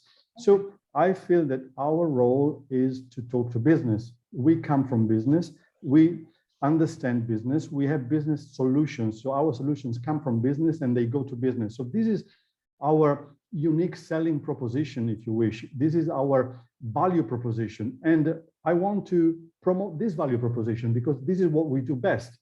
There are other actors that can do a much better job than us in, for example, talking to government when it comes to, you know, human rights regulations, for example. Since we're talking about speaking to companies about business and human rights, this question is open to anyone who wants to take the question. And maybe we can broaden our discussion to involve other countries in Southeast Asia as well. But how do you speak to companies, or how do companies that are in more sensitive or more criticized industries, how do they view business and human rights? For example, oil and gas industries, it's heavily linked to climate change impacts. Their entire industry is said to be a cause of this existential crisis that humanity is facing.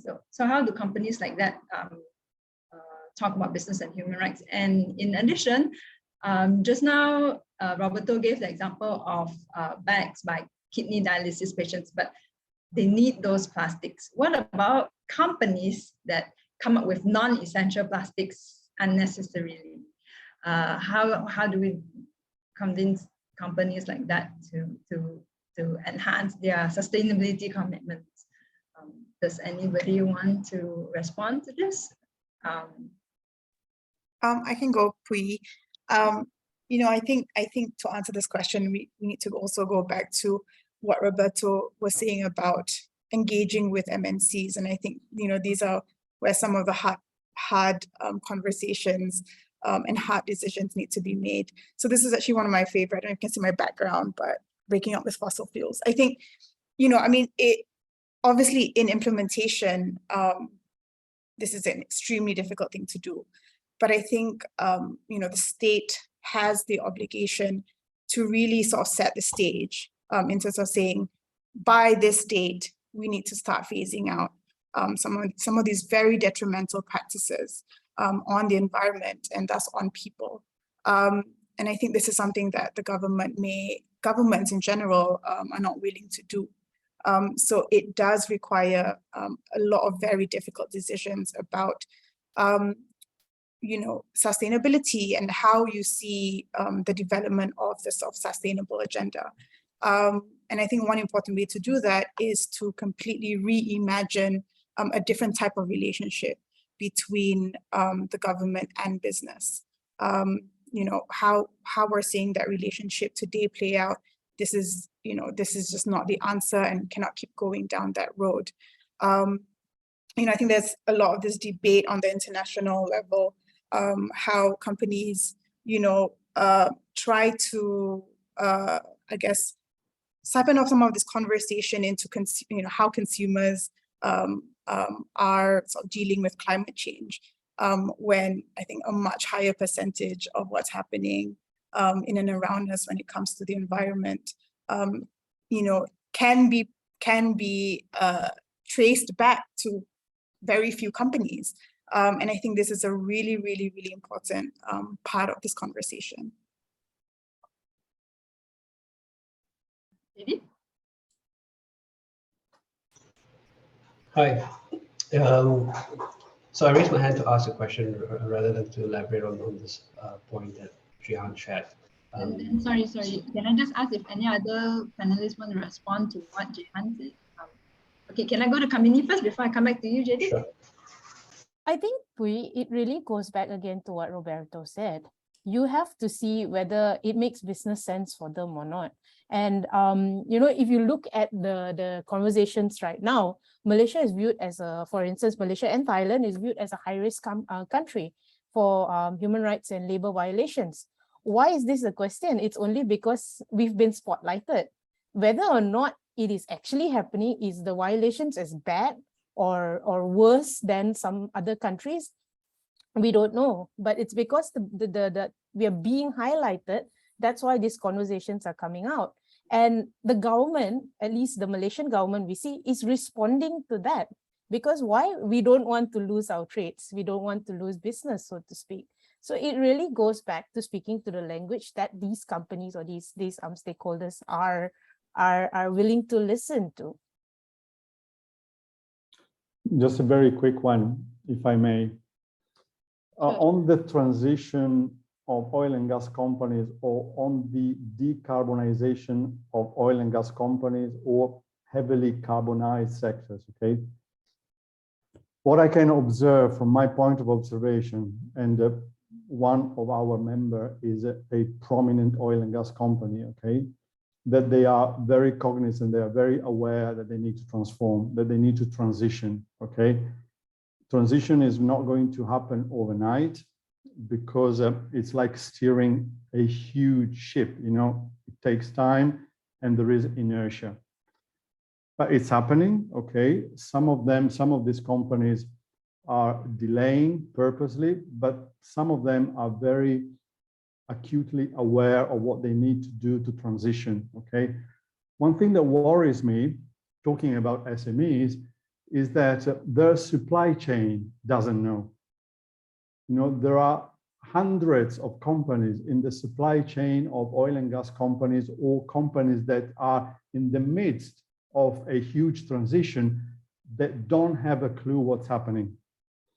And this to me is very, very serious, because these companies will have to reinvent themselves. They will have to adapt to new models, okay? And they will be under a lot of pressure.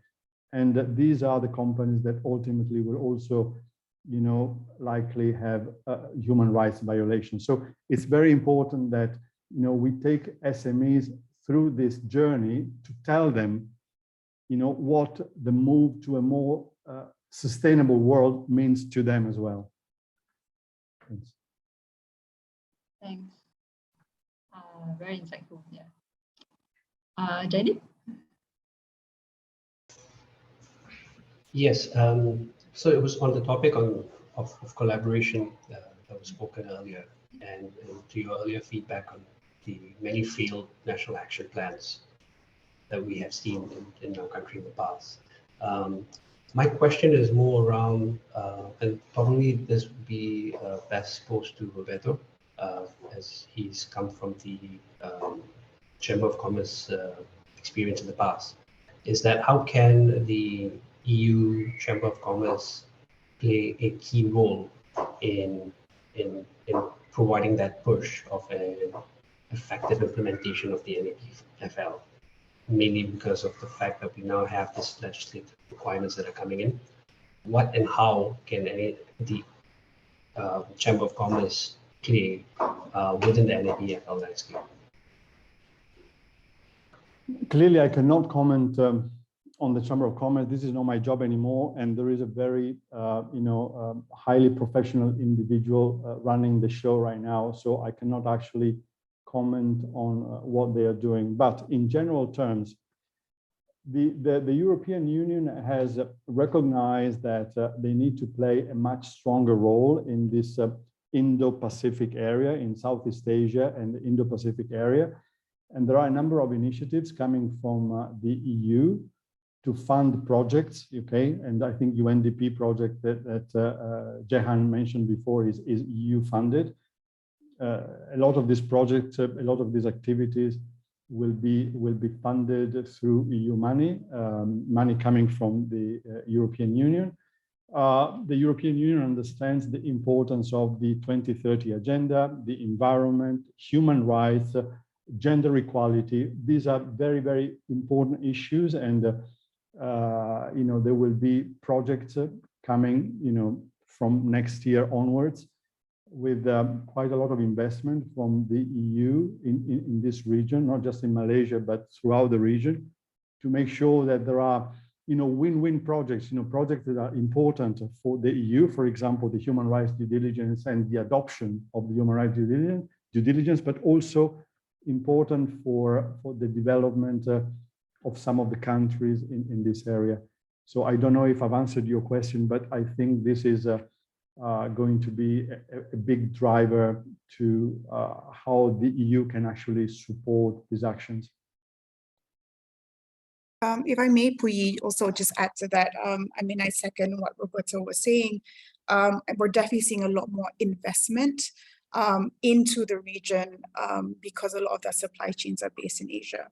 And I think what at least I hope, or UNDP hopes to see, is a steady stream of investment and resources into the region, which can then be used directly for SME reform. And I think if we're starting to see sort of, money talks, right? And so if there's investment going directly into some of the work that we're doing with SMEs, I think we will start seeing, change, even if it's sort of preliminary. One really, really good example as well is Japan. So Japan just started a whole BHR agenda. They themselves are now funding work in other countries, including in other regions, including in Latin America. So we're also seeing a shift, of the types of funding and the types of funding sources when it comes to business and human rights. And so, I think this is definitely something to leverage on. And these are also it's part of the conversation that I'm having with, different, embassies in Malaysia and different teams working in this space. All right. Thanks, Jehan, for your add-on. And thanks, Roberto, for your response to Jaideep's question. I'm going to start wrapping up now. We have about 10 more minutes. Thank you to everyone for your very, very informative sharing. A few points that came out is that context matters. We need to speak the language that the companies, the small businesses are speaking. We need to understand local practices, why things are done the way they are done before we attempt to change it. The onus to create this change lies on everybody. Collaboration is important between governments. I like what Narilak said about how the Thai government has involved investors, banks, academics, other businesses into the whole process. And that the government and private sector both have obligations to make this work. The guide kit is useful. Everybody get one. It's very useful for SMEs because it's simple, straightforward language. It presents a set of simple questions that SMEs can ask themselves. But we also acknowledge that there's no one size fits all package of human rights and sustainability standards that people can adopt. Other than that, we also acknowledge that it's important to pursue a human rights-based approach in everything, policy making, in pursuing environmental policies, because when we talk about human rights-based approach, then it stops us from pursuing scientifically based solutions to environmental problems that may have adverse impacts on local communities, because we put the people first, we put the demands and the rights of the impacted communities first. I'm gonna ask one final rather tricky question, and then I'll give everyone time, each speaker, to respond to the question if you wish, and to give closing remarks on the opportunities that we have in this region to enhance the respect for human rights and the protection of our environment. So my question is, Southeast Asia is a hub for trafficking, human trafficking, drugs, wildlife. Southeast Asia is, our countries don't rank very highly on corruption indices. We have big corruption cases. There has been a turn towards authoritarianism, powerful governments that may stifle dissent in the region. So I just attended a lecture on the politics of Southeast Asia, and it looks bleak. But where there are challenges, there are also opportunities.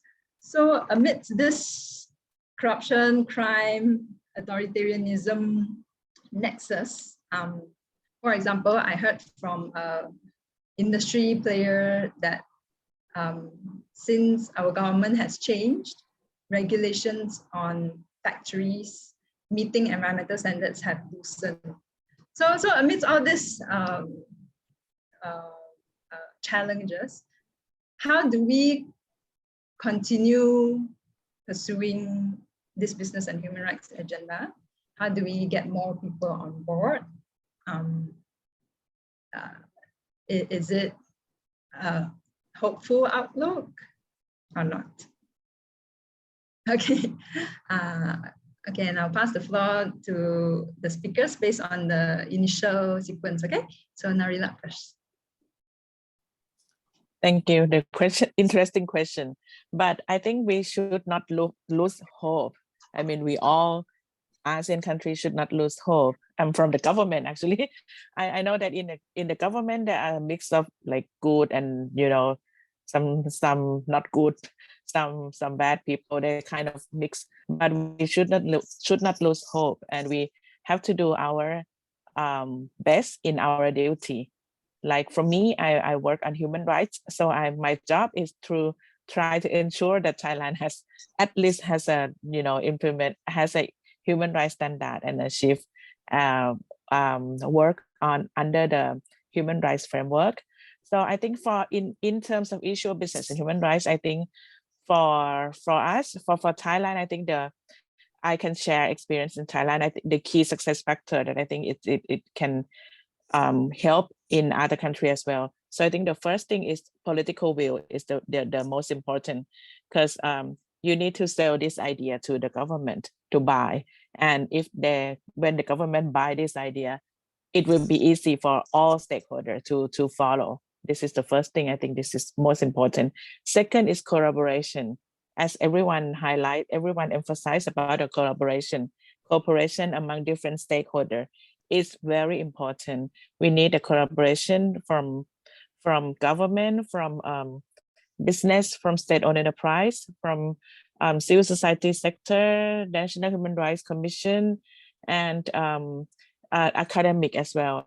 And we need to build this, strengthen the collaboration among these different stakeholders, because even though the different stakeholder has different needs, but we need to try to balance and manage.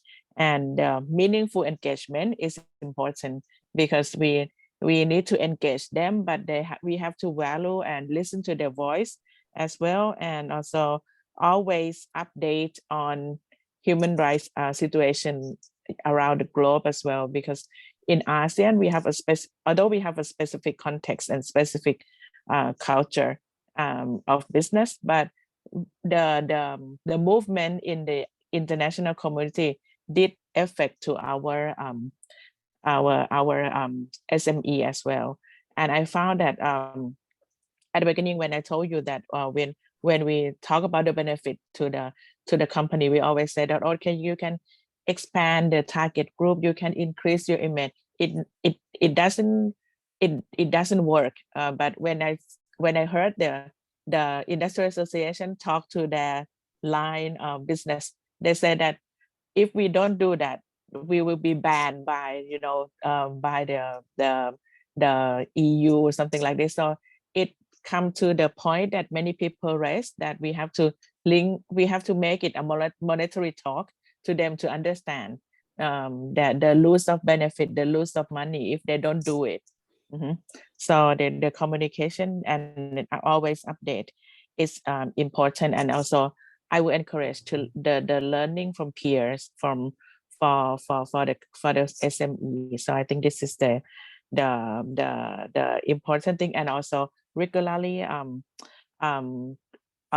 regularly provide them with knowledge. And although we have a lot, because many times we have a challenging in changing of staff, rotation of staff, and changing of staff in the business. So I think regularly provide the knowledge would also be help. So I think to get all together, this would help us in pushing forward human rights, business and human rights agenda in the region, in the country, and then it will make a good impact in the region as well. Thank you.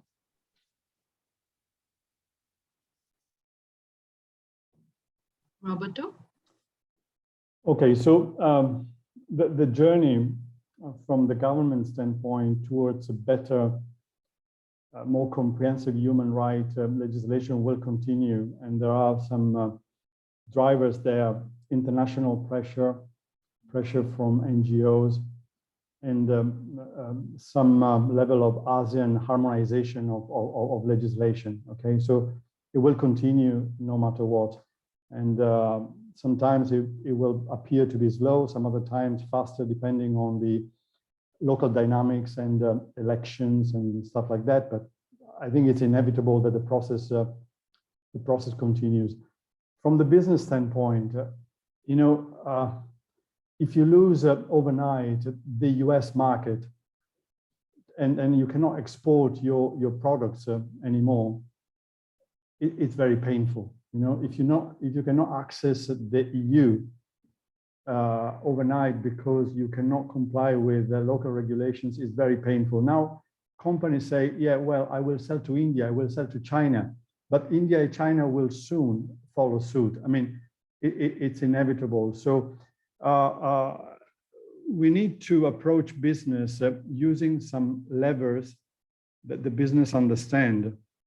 And they understand, share price, the share price that goes from 100 RM to 10 RM in a space of 6 months because you've done something wrong. They do understand that. So again, as I said before, it's important to look into the regulations. Regulations are becoming more stringent and better designed. It's important to look at the link between finance and sustainability. How money gets channeled into companies based on their sustainability performance, based on how they perform, for example, on human rights, how financial institutions set the cost of capital or the cost of equity dependent upon the ESG, true ESG performance of company. These are very important things. The customer perception is changing, and companies are fully aware of that. And customers are becoming more and more sophisticated in choosing their products based on also sustainability and human rights principles. This will probably hit first the large companies, but it will cascade down, it will trickle down to SMEs. So SMEs will need to be part of that process. And access to market, access to supply chain, access to export will very much depend on how good you are in your, for example, human rights performance, in your sustainability performance, and that is directly related to your competitiveness as a business. These are the key elements that we need to work on in order to get companies on board, and obviously continue our normal preaching exercise. But these are the levers that we need to really move. Thank you.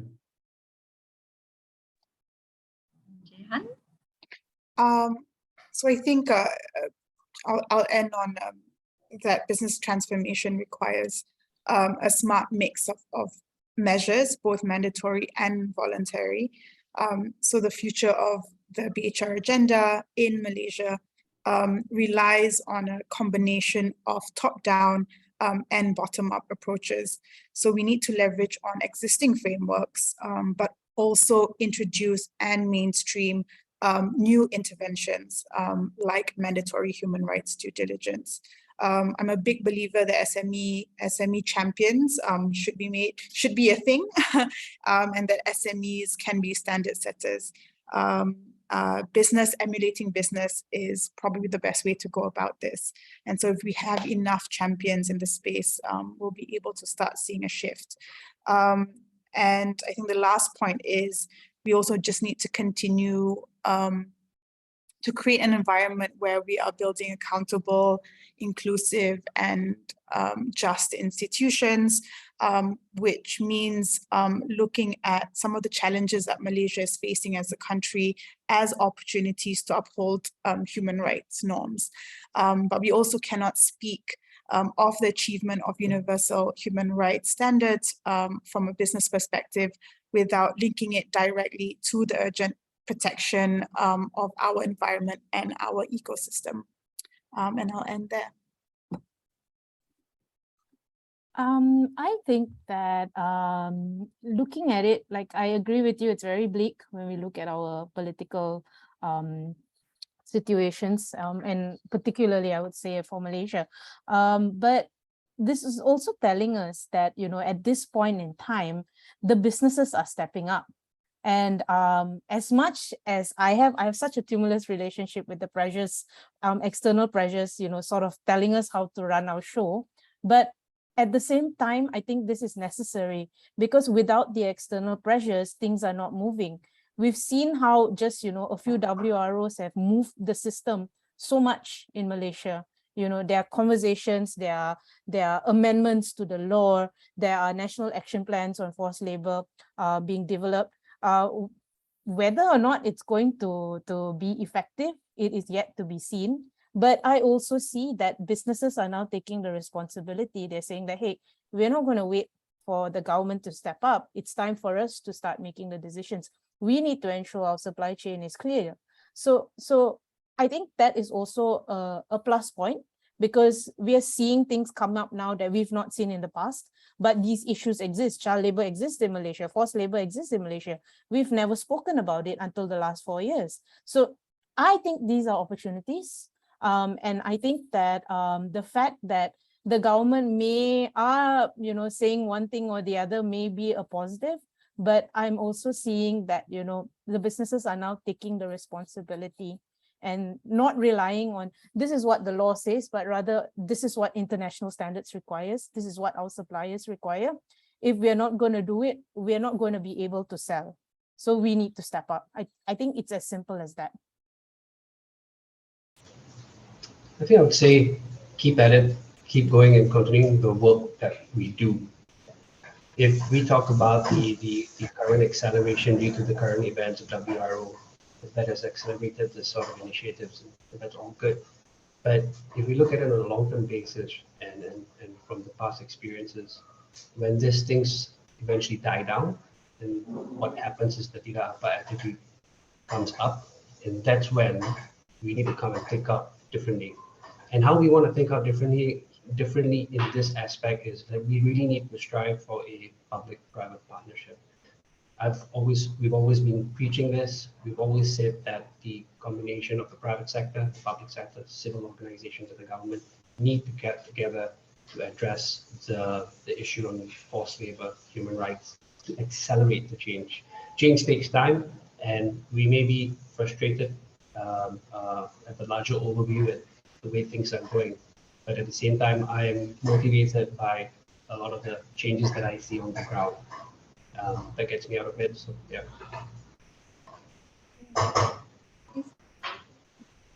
Roberto, Jehan, and Janet, thank you for your time and thank you for sharing your experiences and your optimistic closing. I just want to quickly add that something that we didn't manage to touch on was it's not just about private-public partnership, but the involvement of CSOs, of environmental and human rights defenders.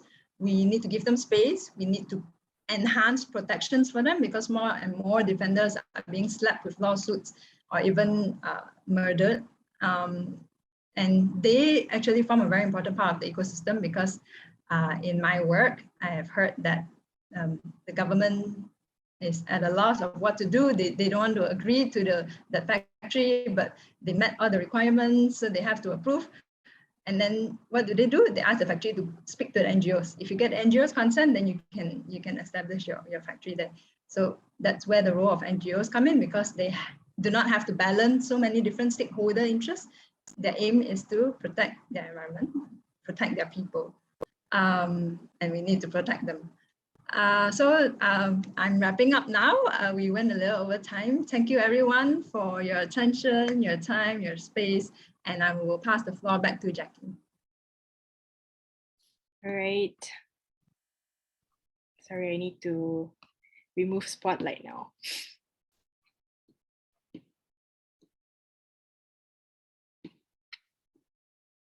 Okay.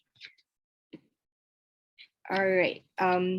Thank you, everyone. Thank you, Pui, for moderating the panel discussion and also the panel of speakers for your time and your perspectives on the topic. Now, moving on to our last segment for this program today, we have Mr. Thomas, who would be speaking on the way forward and also be giving the closing remarks. He is the CEO of the ASEAN CSR Network. Hi, Thomas. Good afternoon, everyone. Thank you very much for the 32 of, including myself, staying to the very end of the session. Thank you very much. I want to first start off by congratulating Edmund and his team, and also all the writers, the Friedrich Foundation.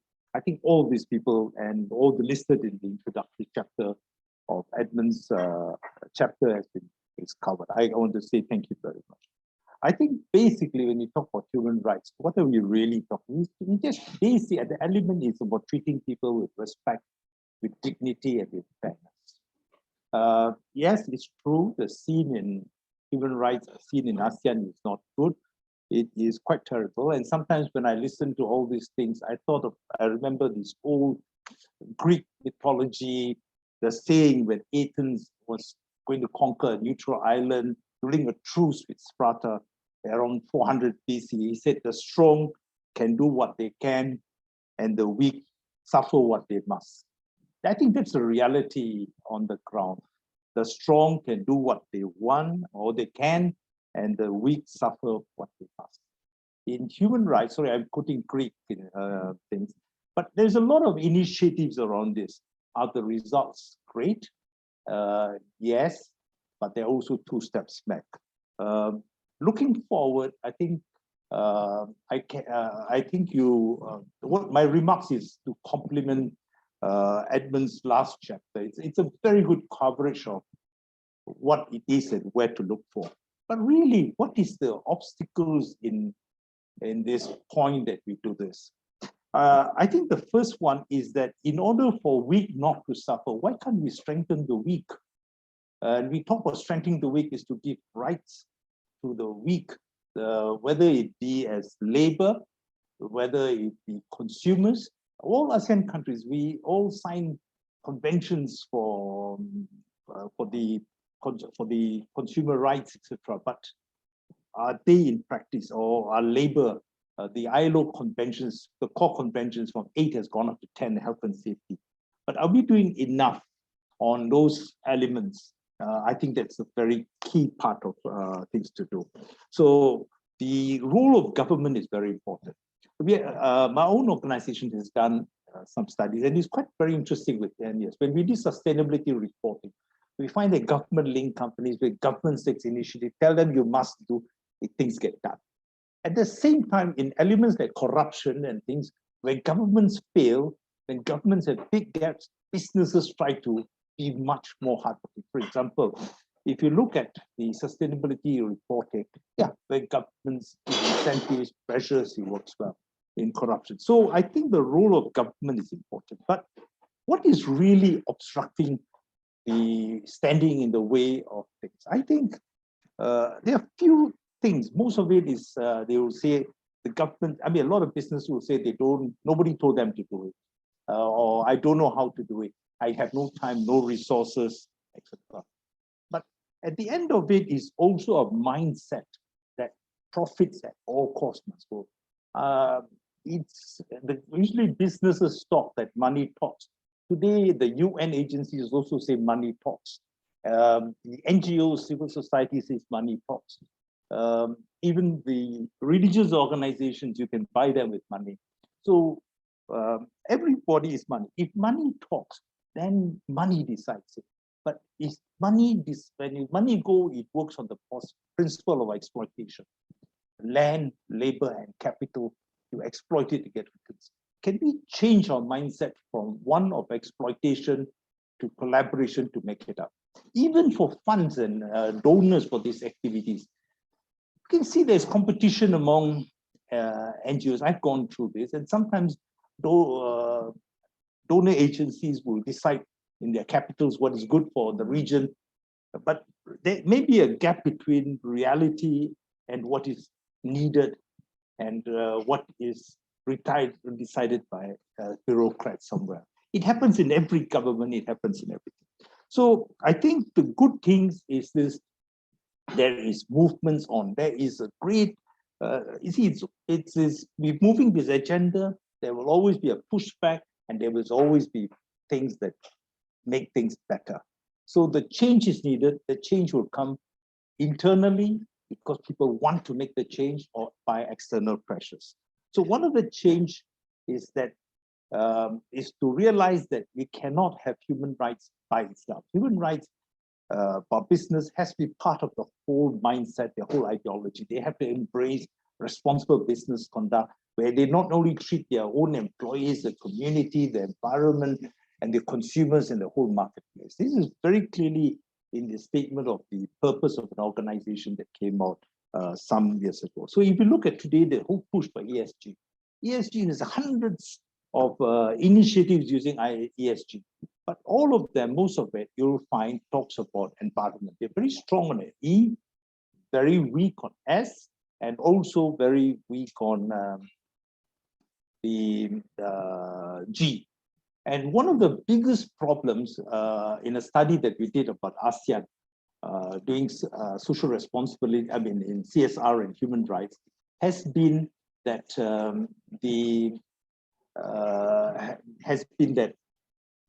ASEAN has good laws, but it's not implemented. And it is not implemented, maybe it's out of capacity, but also because of corruption.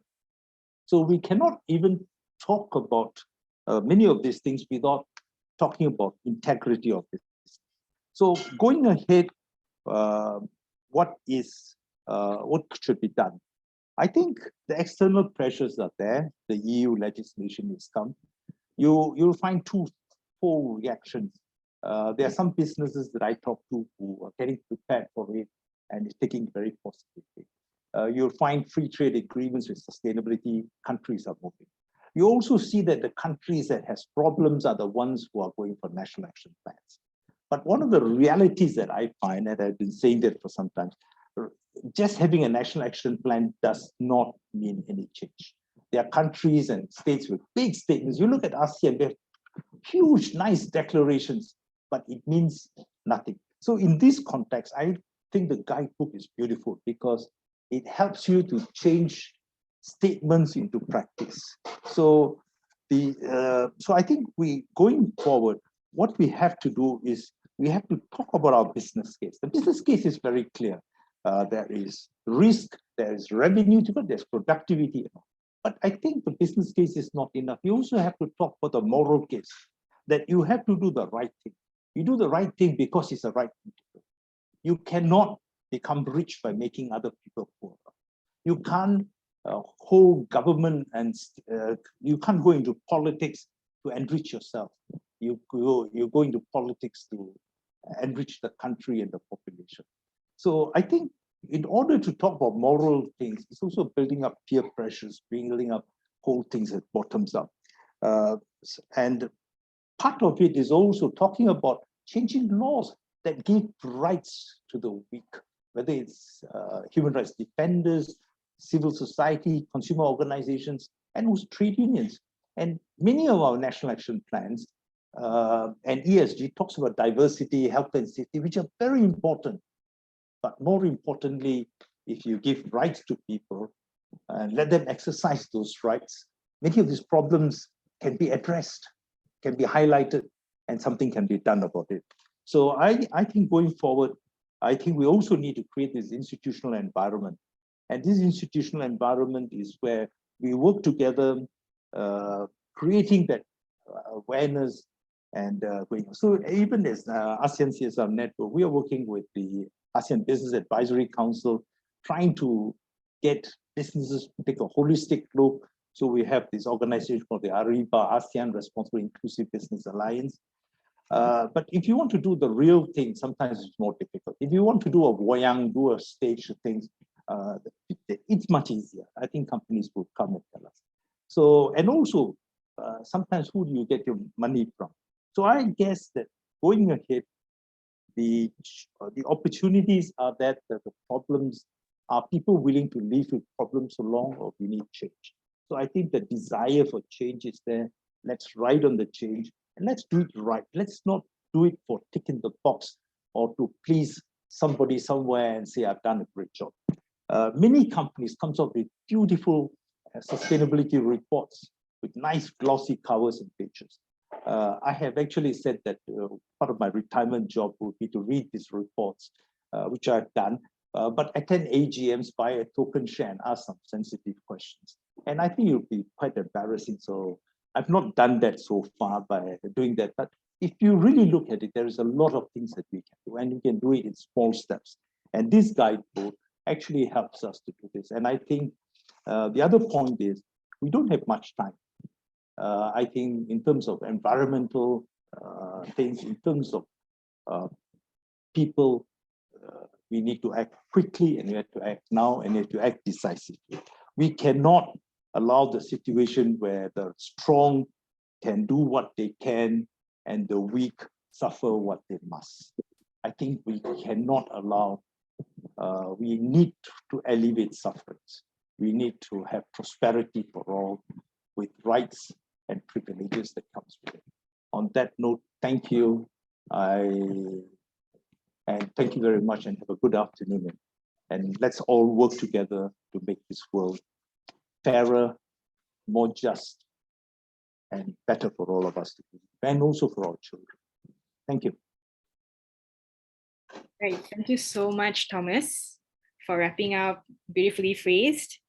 And I've actually dropped in the link to the guide kit, the soft copy. So if you'd like to download a copy, you can head on to the chat box and just click on the first link.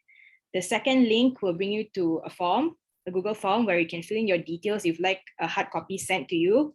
There will be no cost incurred on your side.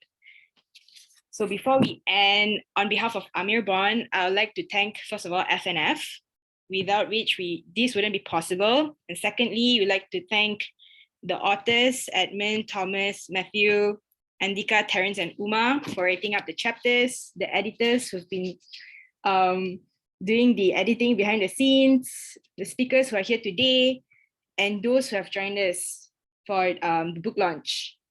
So with that said, that's the end of today's program, and hope to see y'all the next season where we have something else. Yeah, thanks for joining us, guys. Thanks, everyone. Stay connected. Bye, have a great day. Bye-bye, everyone. Bye-bye. Thank you.